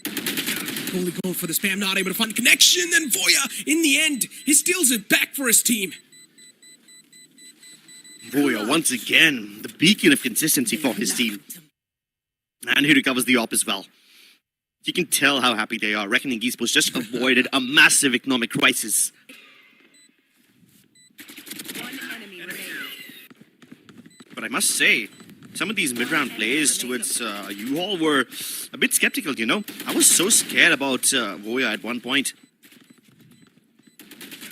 Then again, I was also happy with what Coley was able to do at that given moment. I felt like having the U-Haul control will be the end-all, do-all for Aster Army, but that just simply wasn't the case. And considering Reckoning Esports' lineup does not even have Raze, that's sort of, when you look at this lineup, you think that, okay, this is an invitation for a loss. But then the way Reckoning Esports plays it, you think, okay, maybe they've got something new cooking up, and I'm loving it. I would like to watch them on this exact same lineup, but what is that, Judge? The range on that gun sometimes just makes me question. Why is it even in the game? Yeah. You either question your own sanity or you question why it's in the game. Well, 2v3. Maduka's got not only the big gun Judge, but also his showstopper. I don't think he's going to use it this round. But Twist is trying to lay down some smoke, and this could be dangerous. There's no way. Jump directly into the cove. Dude, this gun is... it's crazy how good it is, dude. But, yeah. But because Especially he's used it now, Reckoning also are going to pull it off. I'm pretty sure they will also start griefing them with this Judge now. The tactical timeout, though, instantly pulled out. I guess, yeah, this timeout is actually being able to pull out because they need to figure out a way to counter this entire Judge push that's being made over here, because it's completely on the back of Aduka's play that he made single-handedly. So I think this timeout has to be called to make sure if this push happens once again, how do you exactly counter it? You ever try to read what's written in their notebooks by just like squinting your eyes really, really hard?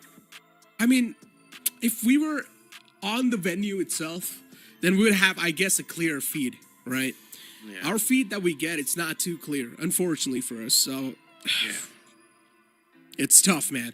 But as I said, even in Split 1, man, if you remember, I'm always someone who keeps on wondering what's written in there, bro. And look at Reckoning Esports' coach. He does not even have a book. He does not need it. He's the Batman, bro. He's the Batman. He's got it all stored up in his utility belt. He can just call Jarvis. No, not Jarvis. Alfred. You're changing cinematic universes, bro. Listen. It's in the, what do you say? Ultimate Universe? No, what do you call it, man? No. I forgot. Marvel DC never merge. Batman has Alfred, that's it. In at least some universe, that might be the case, you know? Maybe you Batman can make one. and Iron Man are good friends because they're super rich, but we can talk about that later. That's a good storyline, but Flabin is going to kick things off with a good sheriff headshot on his opponent, but Aduka, instead, he returns it back. A good return kill from Aster Army, but still, for Reckoning Esports, considering how things have been looking like for them when it comes to the economy, it's a good start. And Aduka says, nah, dare you use a judge against me? No way, bro. He's the original judge wielder, the master of that weapon. The art of execution is something that only he knows. The Trailblazer also doesn't see anything, so it might just give Reckoning a false sense of security. But Aster Army are making quite a lot of noise, so this is going to leave Voya quite alone over here. He better hold on to Hookah by himself because there's no way he can stop the A-long push. Oh, never mind! Aduka, he was challenged by Deadly. I really thought that Deadly wouldn't challenge him. I thought they would wait for Voya's contact, but no, they're all giving Aduka all these frags, and Aster Army are just getting away with absolutely everything. This is cold-blooded murder. This man is single-handedly able to change the tide in his team's favor. I thought even if he challenged that fight, he should have just right-clicked there. He could have had a better chance of killing him. Because most of the part, his aim was actually on the opponent. Now that Hirsch is looking first inside with a good flash. He also finds the kill, backs off, and now is also retrieved. A vandal in his hands. A really good job. What was that? Shoot through the pits. And Reckoning Esports. Oh boy, the sixth sense onto that man, Hirsch. You do not expect plays like that, but... Crab walk next time. Make it easy. Well, I mean, I'm speechless. Honestly, I'm speechless. So am I, honestly. Like, this round doesn't make sense. There's no way, there's no world where Reckoning should have been able to win this one. I mean, sure, Voya had just done one good thing, and that was get the kill on Hookah. But then, all that advantage was lost the moment Deadly and Voya died. And then guess what happens? Flabin takes his sweet time to go all the way around Hookah, which kind of leaves Hirsch by himself alone. And on paper, that's a bad play. Entering a Viper's Pit by yourself, no trade potential, but somehow you end up getting all those kills. It doesn't make sense. Like, tactically, Aster Army did nothing wrong. But then again, sometimes tactics aren't alone enough. And Reckoning rely on heroics quite often. And this time, Deadly's the one wearing the cape. Instantly kills Kishi. Is back with the operator. The op criminal, you can call him. Has been the massive win condition for Reckoning Esports. In the previous map, he was not able to activate himself, and still Reckoning, they were able to win that map, so I can already imagine if Deadly 10 wakes up this monster, he would probably name the game on his team's favor, and Duka once again looking to flip things around with his judge, but this time it does not work out. Flabin's quite sharp, and his crosshairs are trained, but Aster Army, they return back with two of their own. Nicely done. 2 kills found. Deadly 10 looking to fade away, but he's not going to be able to do so. While he tried to do so, goalie peeks out with the perfect timing, and now it's a 2-on-3. Man advantage against the players of Reckoning Esports, and Aster Army going for quite an off-plant. So Reckoning Esports now, they will really need to look back into their strat books and play this post-plant. And Reckoning have done much better stuff with burst weaponry, so this definitely not a problem. The first line of action, though, has to be to eliminate the crossfires. Marzel's deliberately firing across this green box, hoping to give his position away, but his teammates will have to somehow save him. I'm surprised none of those bullets connect with the wall bang, and Marzel continues to stay alive. And as soon as Harsh drops down to the floor, he will drop dead. Voya just has to get away with the op. That's all he can ask for in a situation like this. Well, yeah, as I said, sometimes you just got to respect the opponents, and that's what Voya did. But at least he saved the operator for Deadly. He knows how deadly this op can be if he's able to find that sweet success with it. So yeah, he's able to flee away too with the op. Once again, he should be back. But yeah, if we do take a look at this replay, this first initial pick from Deadly was quite a crucial one.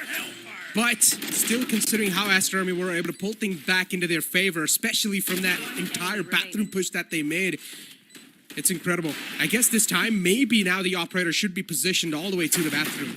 And then you can try to be a little aggressive.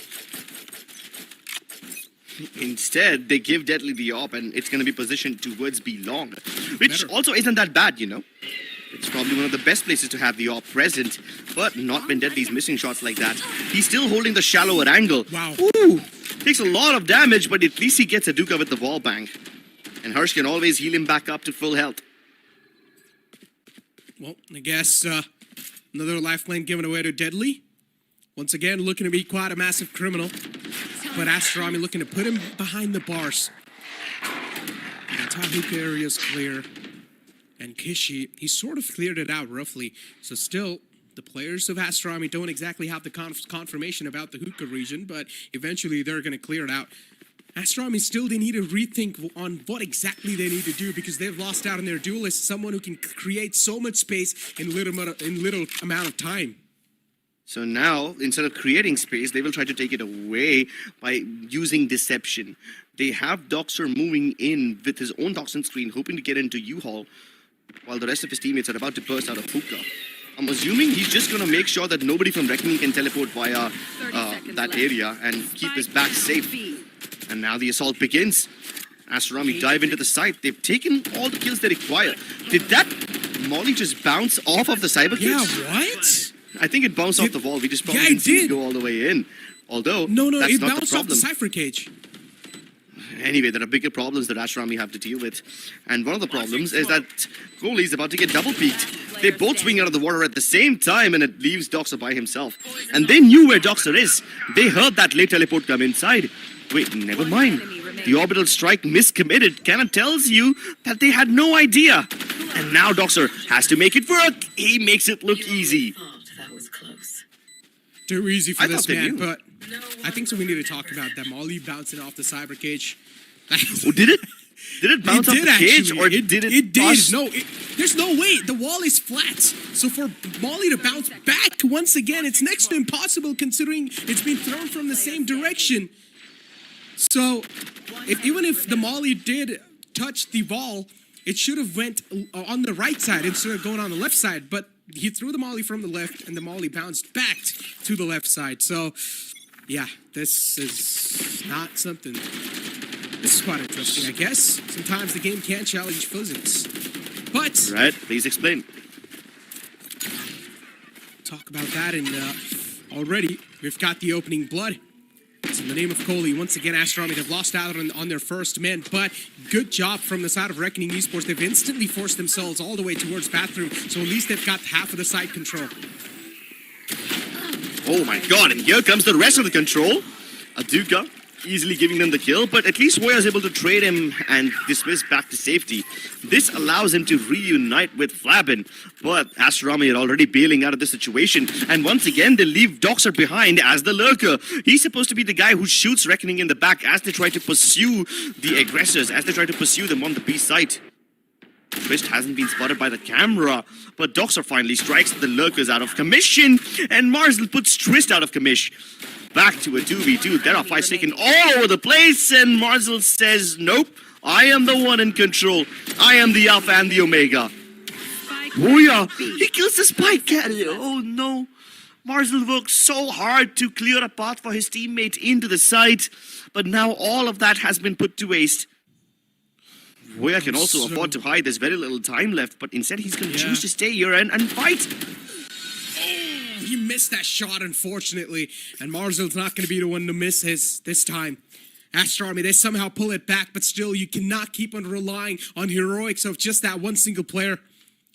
Marzel, still remember when in the previous round, when they tried to do the same thing, Marzel burst out of bathrooms, and he got those 2 kills. So far, Marzel's proven out to be one of the most key players for Aster Army. That is sort of a good thing, but way too close for comfort that round is, and Vandalic clearly knows too. Even though they won that, they shouldn't have sort of won that round because Reckoning Esports did all the things right. That's true. Aster plan to hit the A side first, jump into the B via teleporters, and leave Doxer behind is a decent enough plan, but it's going to get discovered at some point, so you can't afford to repeat that again and again. Well, now they've lost their main initiator. I call him initiator because he obviously has been diving so deep inside and kickstarting the play. Aduka's more or less the guy who just advances forward. He's the tip of the spear. And without that, Aster looked blunt. creeping up towards B now. The Trailblazer will most likely detect where Marzel is. The rest of his teammates also will follow suit soon. And it's not like Reckoning Esports are having trouble holding on to the side. They respect the orbital strike, but Harsh pushes out of B long instead of falling back.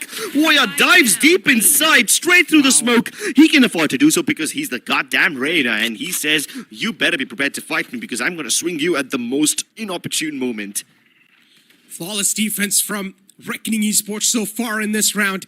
Doxer's managed to position himself quite deep in the site, but still he cannot keep on going deeper, because he's sort of being just stopped in his tracks. Kishi, way too low for comfort. Just a sliver of health available onto this player. Good Seekers, though. It's going to reveal a lot of players' informations and the intentions at the same time. 2 on 4. It is doable, but not anymore, considering Kishi's got way too low of an HP. Nicely done, Reckoning Esports. All I'm going to say is that's a flawless defense onto the B side. Completely just barricading it over. Even if anyone trespasses through, they're just going to get mowed down and melted. Exactly, and it's not like the kind of barricade where you just hold on to it with brute force. Nope, it's a very fluid one. It lets you in for a moment only to reveal the traps inside, only to reveal the trickery that lies beneath the surface. And some of that trickery just happens to be the coordination between Voya and Harsh. As soon as that orbital strike's committed, normal people would just try to regroup with their team and give up the site, hopefully play for retake, but not Harsh. He pushes deeper in towards B long, ends up getting that kill, and then Reckoning Esports have so much leverage. Aster have to check their backs as they try to enter the site.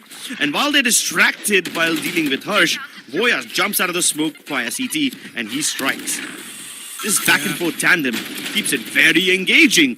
And once again, Voya starts things off on the right note. Oh no, Aster Army is just not able to deal with the initial couple of waves that are being thrown up by the players of Reckoning Esports against Aster.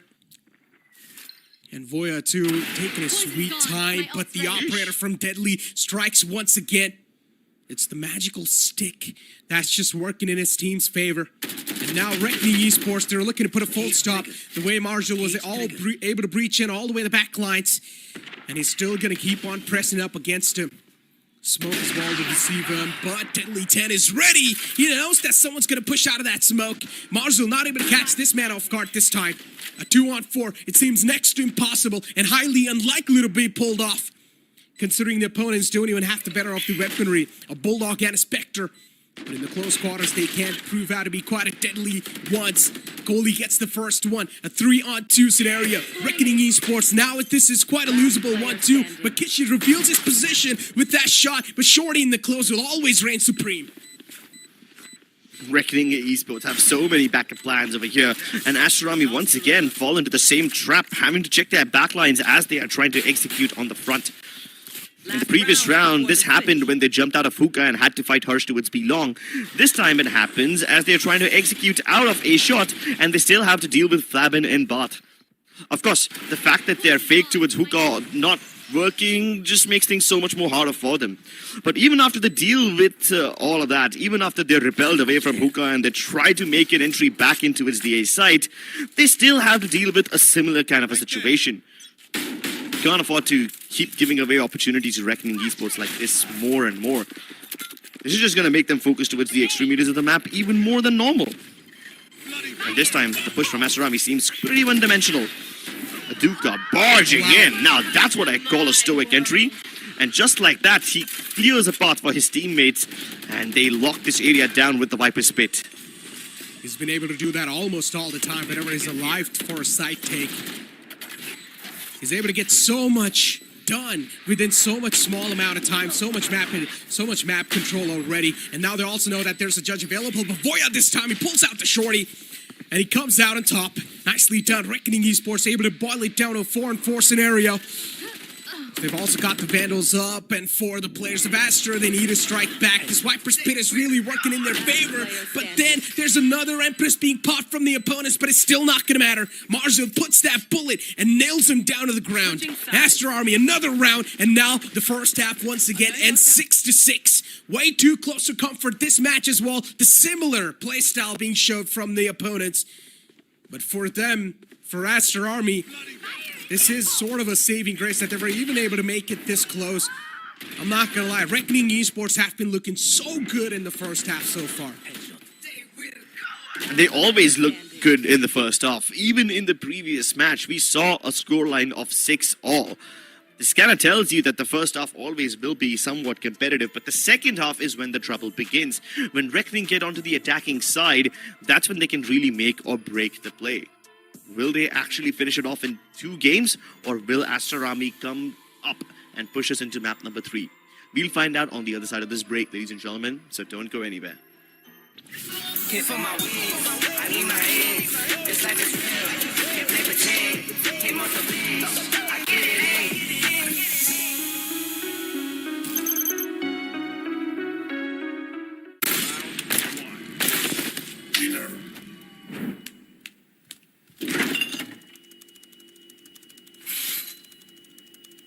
Bro, fridge meat के लिए, heat के लिए नहीं. Bro, this graphics card is making my frames drop. Come with me if you wanna get. The all-new OMEN 16 with advanced Tempest cooling technology, now with 5 heat pipes and 4 thermal outlets. The OMEN 16 with 12th Gen Intel Core i7 processor to make you forget your frame drops. Now that's cool. Game on with Tempest cooling.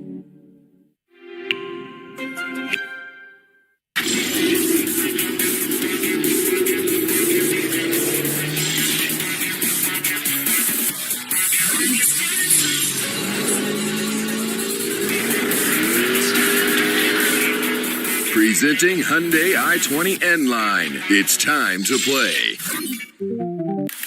Yes, I'm a Gen Z, or should I say, the Gen X. And I don't let fear hold me back from doing anything.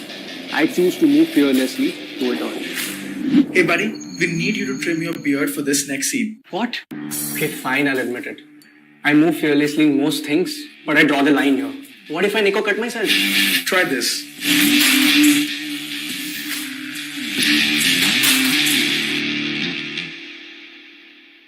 Phillips. Hit for my wings, I need my eggs.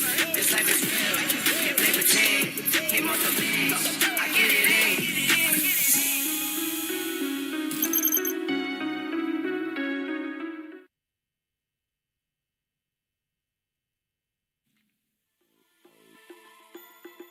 Welcome back, ladies and gentlemen, once again after that short break that we had. But as we know, the first half has been 6-6 so far.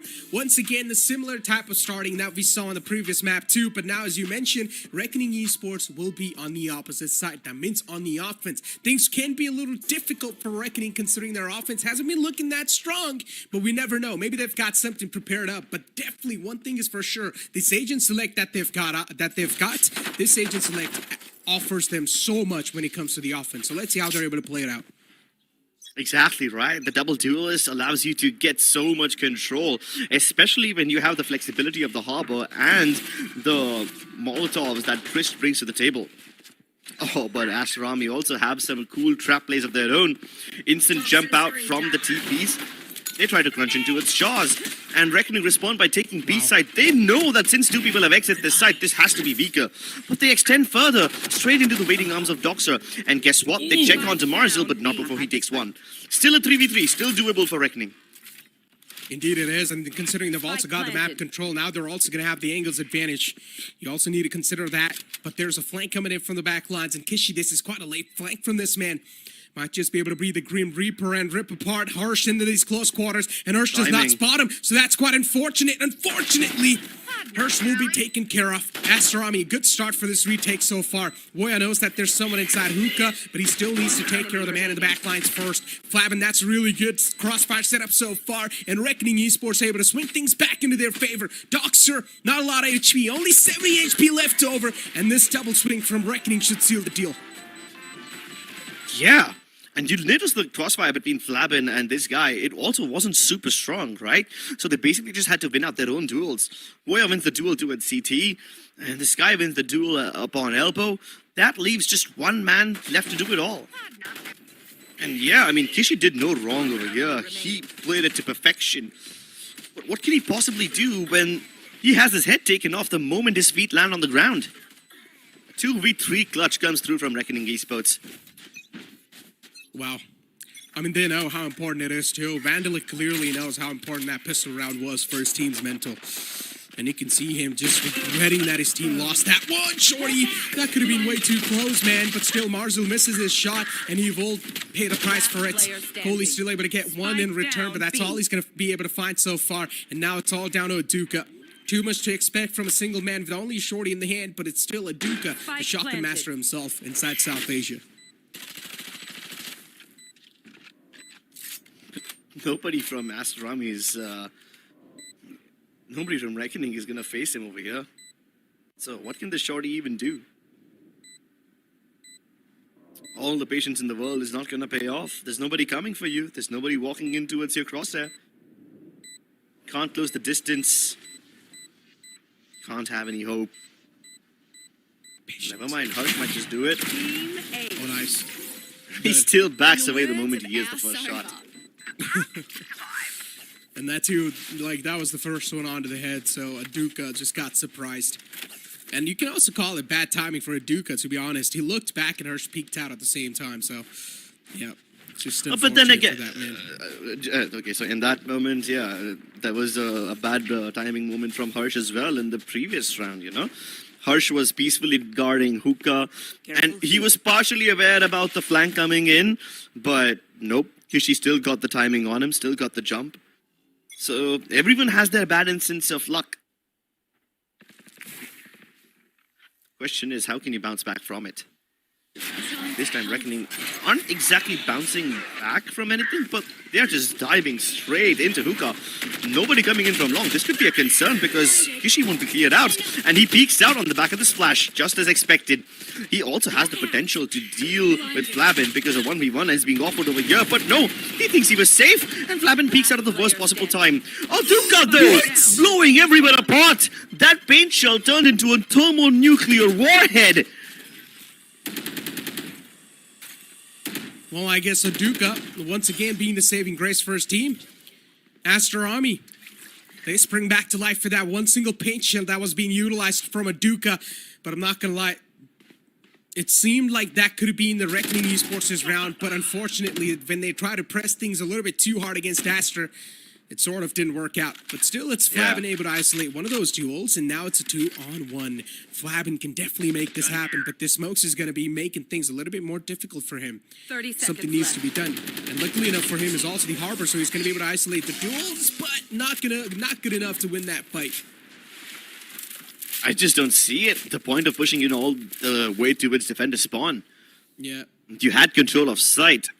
Yes, I can understand you don't want to fight towards elbow or towards long because you're all jumping out of Hookah and you're aware that Kishi's present in that region.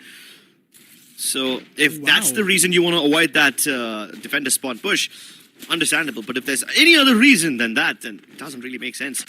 Surprising your opponents can be a good reason too, but not when you're lacking weaponry like that. Did you see that fact? Aduka has 100% win rate with Raze on this map.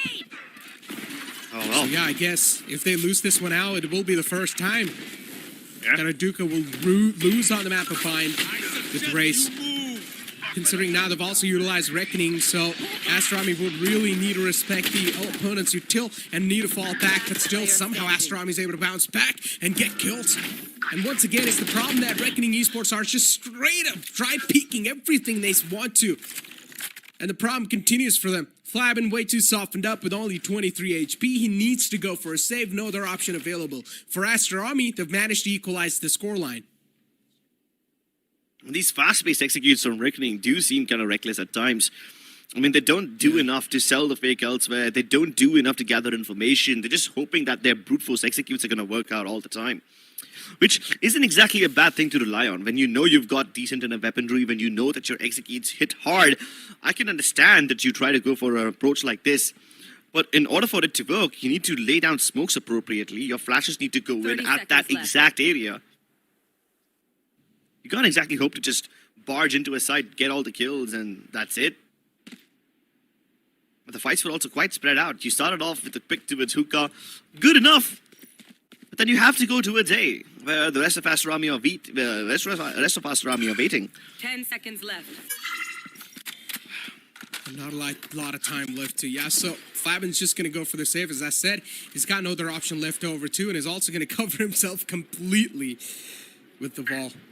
So I guess, yeah, saves down from Reckoning Esports, but I guess even though they lost that round, it's still not really mattering them quite a lot, considering they're not struggling that much when it comes to the economical side of the game. They can still go for a little bit of force spy, but if they do lose out this round, then definitely they will start to struggle.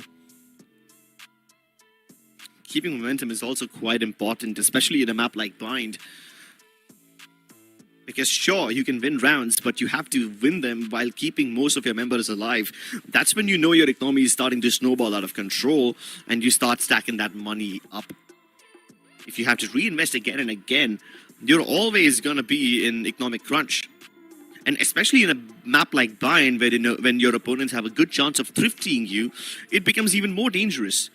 This is like one of those maps where if all the members of a team buy just shotguns, just get those cheap shorties, it will still work for you. One of the only maps where it will work. And Uduka has already proven that he's not afraid of getting down and dirty. He's not afraid of picking up the judge. So, yeah, what's going to happen when even the rest of his teammates start doing that stuff? Certainly food for thought. Although Reckoning, they do have to make some compromises. Let go of full shields, pick up half armor. This actually is the perfect time to pick up half armor. When your opponents have all the phantoms and vandals in the world, it doesn't matter whether you have full armor or not. Yeah. When they have specters, that's when it can really make or break the round. And Marzel also with the neural thrift, so that can be something that will reveal a lot of intentions of the opponents if used at the right timing only. Reina's popped the Empress. Voya now is going to look to just press the W key straight up. Wow. Yeah, that's what's going to happen straight up on the B side, but unfortunately, because of the trap wire, is going to be held back, but it's still not going to matter. They've already got the site control established and quite nicely done too. This is such a cool fake. One high tide, one flash, that's all that's required. And almost the entirety of Aster Army just rotates towards A on the back of that. And we already know that Reckoning Esports have a very good post-plan setup when it comes to these situations. These crossfires can be deadly regardless of the map. So now the clock is ticking for Aster Army. They have their work cut out for them. But can they cut through this high tide? It's about to go down in the next 5 seconds. But they want to peek ahead because they want to peek ahead before it goes down. They use the flashes. It doesn't really help. And Boya is just swinging in and out of these smokes. He's being an annoying pest to deal with. Marzel finally comes through from behind. He gets the better of Harsh, but there's no saving. There is no grace. Wow, Reckoning Esports. What a quick adjustment, dude. Straight up big brain plays from them. I saw on the minimap too, Harsh, Driss just rotating from the long all the way to hookah because he knew that there was a massive flank coming in too, and then he single-handedly deals with both of them. There has always been a flank coming from there. Yeah, this is just brilliant though, for them to even think this well inside of such a pressure situation when the opponent team is just straight up bombarding the site with all the utilities they have. They're just pouring everything that they've got on the board and still being able to come up with such a clean plan. It indeed is quite incredible. And especially you gotta just give this man so many props. Woya, he's able to get kills and then just dismiss away with the Reyna. He's utilizing Reyna to its fullest potential. Exactly. And that fullest potential is not to get kills or gather space. It is to imbibe chaos. He's sowing the seeds of chaos all the way through. You speak his name once again and he delivers, this time getting rid of Marzel. A really good crouch peek from that man. Throws off Marzel's aim completely, and now Reckoning Esports once again. Such an easy side take. Aduka inside the entire U-Haul area. Looking to strike someone down, but now is also going to pop the showstopper. He does find one, but he also gets traded out by the same person. 4-on-3. And now make it down to a 2-on-4. Unfortunate stuff for the opponents. Aster Army, things are slipping away from their hands, but they can be calibrated back once again if Goalie's able to get this one, and he actually does. That's a really good one. But considering Dr. Only's got a bucky in a hand, he will also be able to strike down Hirsch in the close quarters. Now it seems like they've also started to bring this back. Yeah, but there's a molly that Kohli has used. The lineup works out for him. And he's also got the orbital... sorry, not Kohli. It was a molly that Twist had used. And Drist also has an orbital strike available, so Aster Army know that they can't have this round. They might as well just save now while they can. They can't even save. I really thought Flabin would see him. Thought Flabin would shoot him down, but hey, as long as you die to the spike instead of giving up your life to an opponent, it's fine. But he could have also go for the save anyways, if he wanted to. He had a Vandal in the hand. I guess he did not expect that he's going to die in that spot. That's the only way, I guess, that justifies what he did. But as soon as he got that kill, I guess he should have just fell back. I'm not going to think too much about the last little death over there. The bigger problems over here for Aster Army is that now Reckoning Esports are starting to make those fast plays. Up until now, they had some semblance of faking. And again, the problem over there was Aster Army fall for it way too soon, but oh my god, this is so much chaos! There's Blades, Seekers, Hellfire, all of that at the same time, and 1,000 bullets flying all over, but Aduka runs out of bullets at the worst possible time. At least he escapes within an inch of his life, but the rest of his teammates, they can't do anything. Doxic gets traded out, Coley tries to make that play, but Drist is just a bit too aware. And just like that, Reckoning get the lead once again. Voya's marking the angle. He knows where Marzel is, but this time the same crouch peek won't work. Marzel superior on the approach. But both Aduka and Marzel are bleeding internally. They've lost most of their HP. What's going to happen, Necro? Well, I guess Marzel's just going to peek this one out, dry peek it, and he gets dealt with too. Last one, that's going to be the name of Aduka. He needs to deal with both the players in the front. He gives away position. Only 4 HP left over. The paint shell's going to be perfect. Catches a little bit of hurt onto the opponent. Flabin falls back to safety. But Aduka, considering he's only got 4 HP, he's also finding a lot of demons in his head. And Flabin is not willing to give a straight-up duel to his opponent. Makes a lot of sense. All it's going to take is that one single bullet to his dome to seal. And Flabin also wins that clutch scenario. Nicely done. Reckoning Esports, another round on the board. Now it seems like they're just able to storm through the opponent's defense. And Aster Army are not able to find a single reply. Sheesh, I mean, that was so calculated from Reckoning Esports. Harsh sends the Seekers through. In order to avoid the Seekers, all the early aggression from Aster Army just came to an end. They started to fall back. And the moment they decide to fall back, there's an orbital strike in the way. So they're doomed if they stay there. They're doomed if they don't. Aduka finally found a corner for himself, you know, on the edge of that smoke. He thought that maybe they won't check that immediate corner outside. And it's correct. They didn't check him. But he ran out of bullets. He could have changed the tide of the round over there, but instead had to settle for an escape. And in the process of doing so, he left his teammates alone over there. 11-8, ladies and gentlemen, already on the double digits, and so close for the map point two. Reckoning Esports, they're looking to make it a 2-0, and for Aster Army now, their heartbeats are gonna start a beat faster than ever before. Probably they're gonna feel the fear of getting kicked out of this tournament. And they do not want to get kicked out too. You can clearly see the problems. You can clearly see the pressure just building up on the face of their coach, Vandalik.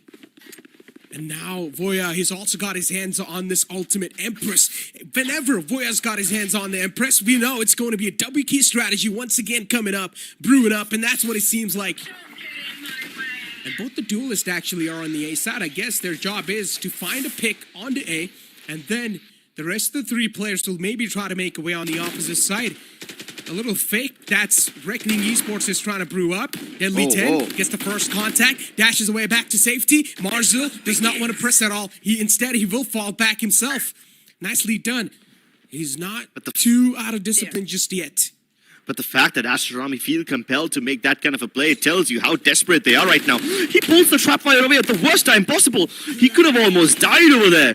But Voya, he's just going to be happy to make his escape. The trap fire repositioned. Can he escape? No, he can't. Even Flabin can't protect him. The Empress is dead. There's a new queen that's taken the crown now, and it might just be Aster Army's duelist Aduka. Oh, jumps up, almost could have lost his head over there, but look at the follow-up! Coley tries to finish what Aduka started, but Deadly is just not having it. Quick flick onto that man, and now we'll also get another lifeline. Overgrowth used. Deadly 10 back to full HP once again. 30 seconds left. And Flabin looking to complete what Voya started. Still looking to breach inside the bathrooms area. And Marzel, all he needs is that one single kill to get the neural theft available too.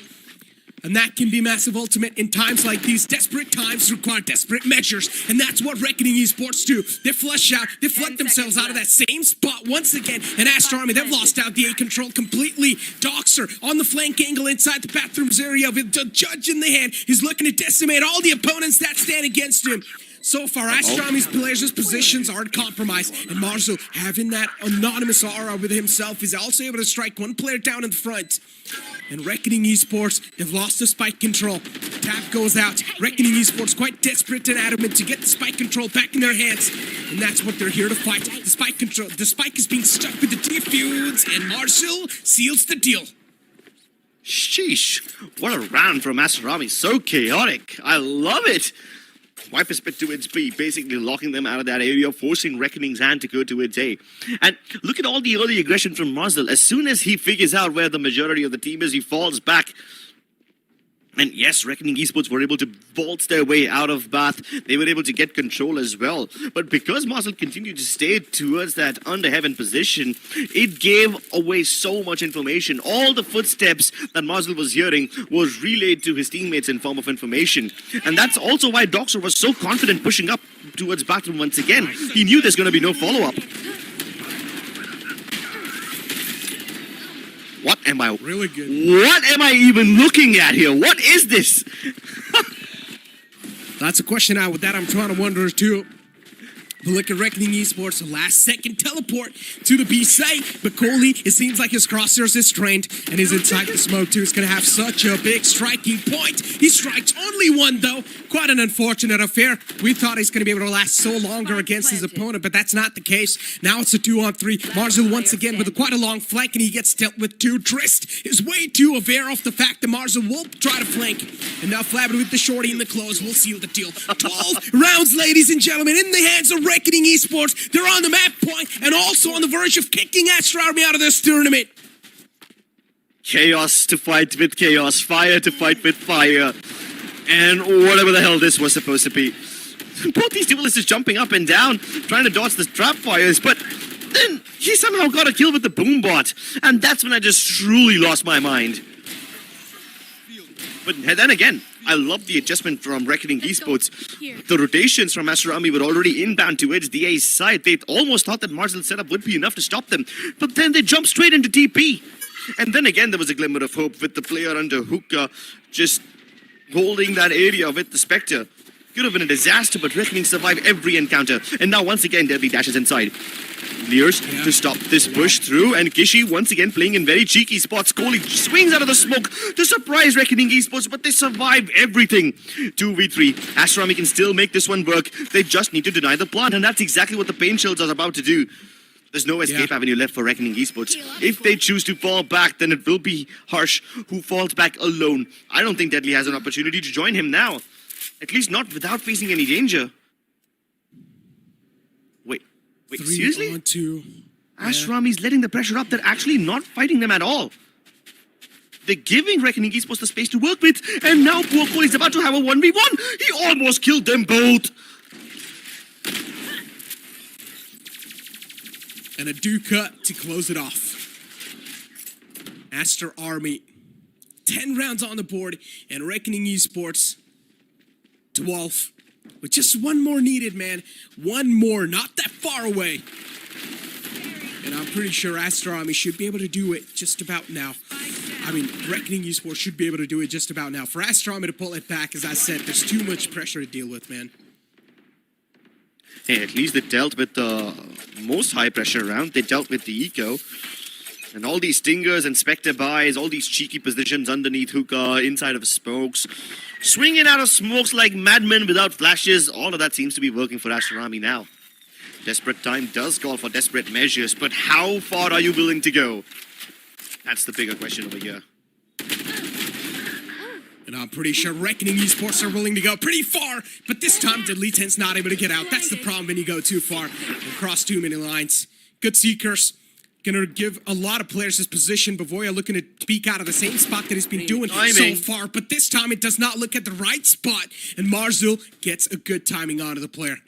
4-on-2 scenario. Reckoning Esports, they have managed to flip the script once in the past. Can they do it once again? Orbital strike in the hands of Trist. All they need to do is get one plant down. And if Chris is able to do so, this can definitely change a lot of things. Last second teleport. And once again, the script's going to be on the B site. Good ball to block off all the way in the back lines, but this is going to be tough to create some sort of space on the site because Doxer, he's got the opportunity to strike both of them down. Aster in full control at every single moment of the round. As soon as that kill that Deadly was able to get went down towards the A site, they recognized that this is a fake. Aster didn't just held on to their ground. They believed in their crossfires, they believed in whatever they had prepared. And in that 2v4, Aster played it to perfection. Camera to make sure that they don't go for that TP play anymore, and even if they do, crossfire between the guy holding left and towards metal box was perfect. Orbital strike on both the sides, but yeah, Aster are aware about this. That's exactly why nobody's playing towards U-Hall. In fact, they're all playing ahead of the high tide that was just put up by Flabin, and this is going to surprise them unless Deadly has an answer to this one. The showstopper's been popped. Gishi somehow gets the kill onto Deadly, but Aduka is yet to let go of his massive rocket, and Reckoning are nowhere to be found. They've already fallen back. The only person who continues to stay ahead is going to be Harsh, and he has been undiscovered so far. Can he make the miracle happen? No, he can't. Aduka's too sharp. Indeed he is. And now it's Voya once again just striking back, and he's not going to stop at all. A 3K manages to even things out when it comes to the man advantage, and now Kohli as well, a really good Molotov to force both the players back in the line. Voya and Flabin, both the players are looking really healthy. And Reckoning Esports, this last minute's rotation all the way back to the B side is definitely going to be able to catch the opponents off guard. But maybe that's okay. For Aster Army, they will need to at least send one player back to the B side for the confirmation. But just make sure he's not committing to the fight at all. Boya so far has also managed to taste a lot of blood. Position given away. Now they know that the B side takes coming in. The spike will already be planted by the time Aster Army is going to get there. The problems might just start to knock the doors. Both the tripwires being activated. Reckoning Esports. Not a lot of time left over, but still the spike's going to go down. A good tag on to Boya. Position compromised. Yeah, hey, but that's a good thing. At least they killed the camera, so now they still have the opportunity to reposition. But they're all playing by themselves. This is not tradable. Flabin, all by himself, should be able to deal with this close-range quarter battle because of the Spectre. And Marcel, as he tries to cross over, he can get shot down by Warrior! They bait each other out. Not the perfect crossfire, but the bait and switch setup works perfectly for Reckoning. Ladies and gentlemen, we've got the winner of the lower bracket finals. Reckoning Esports, they kick Aster Army out of this tournament from the playoffs lower brackets, and they secure their slot in the grand finals of Split 2, a step closer to ascension. What a journey it has been for Reckoning Esports, filled with thick and thorns, but still, inside Split 2, they come back even stronger, and this time they strike even harder. They secure their slot in the grand finals against OG. Indeed, a matchup we all are going to be waiting for eagerly now. But considering Aster Army 2 been able to make it so far, props to them. This new lineup that they've got acquired, it's incredible, and it holds a lot of potential for the future. Fasten your seatbelts and cover your ears, ladies and gentlemen. The Wolves are rolling into the grand finals.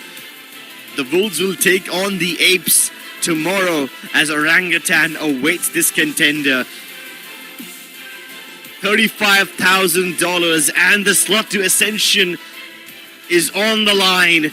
And you have your contenders, ladies and gentlemen. Let's have a word with Reckoning Esports. इधर इस तरफ. This way. हमने हर्ष से बहुत सारी बातें की हैं, and I'm sure that he's also waiting for all the answers.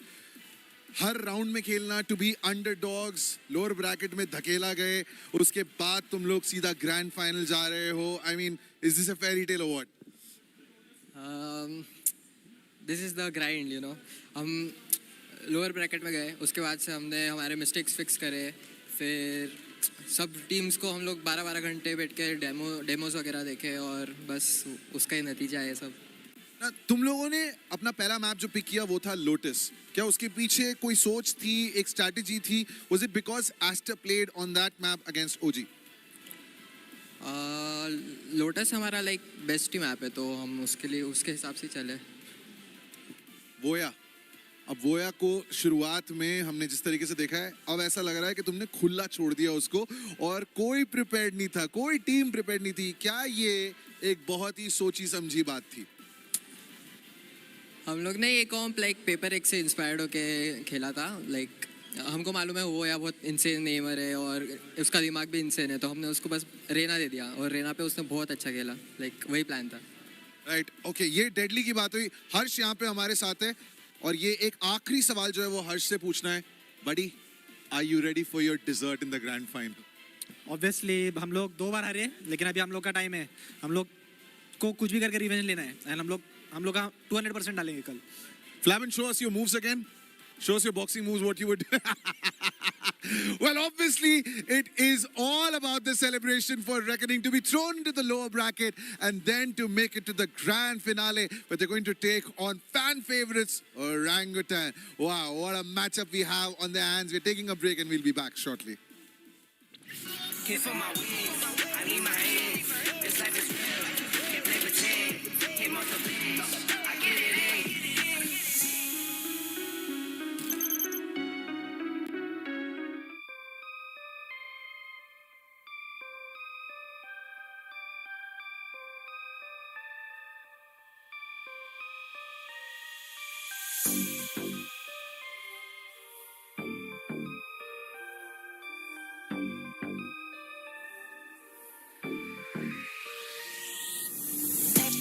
On track, now we going way up. W's as easy as a layup. Working late, stay up, stay up. Counting all the way up. Counting blessings, yeah, you know we pray up, pray up, pray up. On track, now we going way up, way up. Now we going way up, now we going. On track, now we going way up, way up. Now we going way up, now we going. Keep the same energy. Work on being better when I'm 70. Your drip is just a water spring. You know I drip different, it's the 7 C's. I deal with life different, make that lemon squeeze. Went off for my style and identity. Better bounce back and get the cheddar cheese. I guess that's why they envy me. On track, now we going way up. W's as easy as a layup. Working late, stay up, stay up. Counting all the way up. Counting blessings, yeah, you know we pray up, pray up, pray up. On track, now we going way up, way up. Now we going way up, now we going. On track, now we going way up, way up. Now we going way up, now we going. I got his band like I'm Barry Bonds. Running through the money, but the money's long. I don't love it, but I need it, keep it coming on. Only friendly, me and friends, we don't get along. I put that on my name, that I put them on. I put myself on stage as they sing along. I might book a session, do 100 songs. I'ma let you hear them just to prove you wrong. On track, now we going way up. W's as easy as a layup. Working late, stay up, stay up. Counting all the way up. Counting blessings, yeah, you know we pray up, way up, pray up. On track, now we going way up, way up. Now we going way up, now we going. On track, now we going way up, way up. Now we going way up, now we going.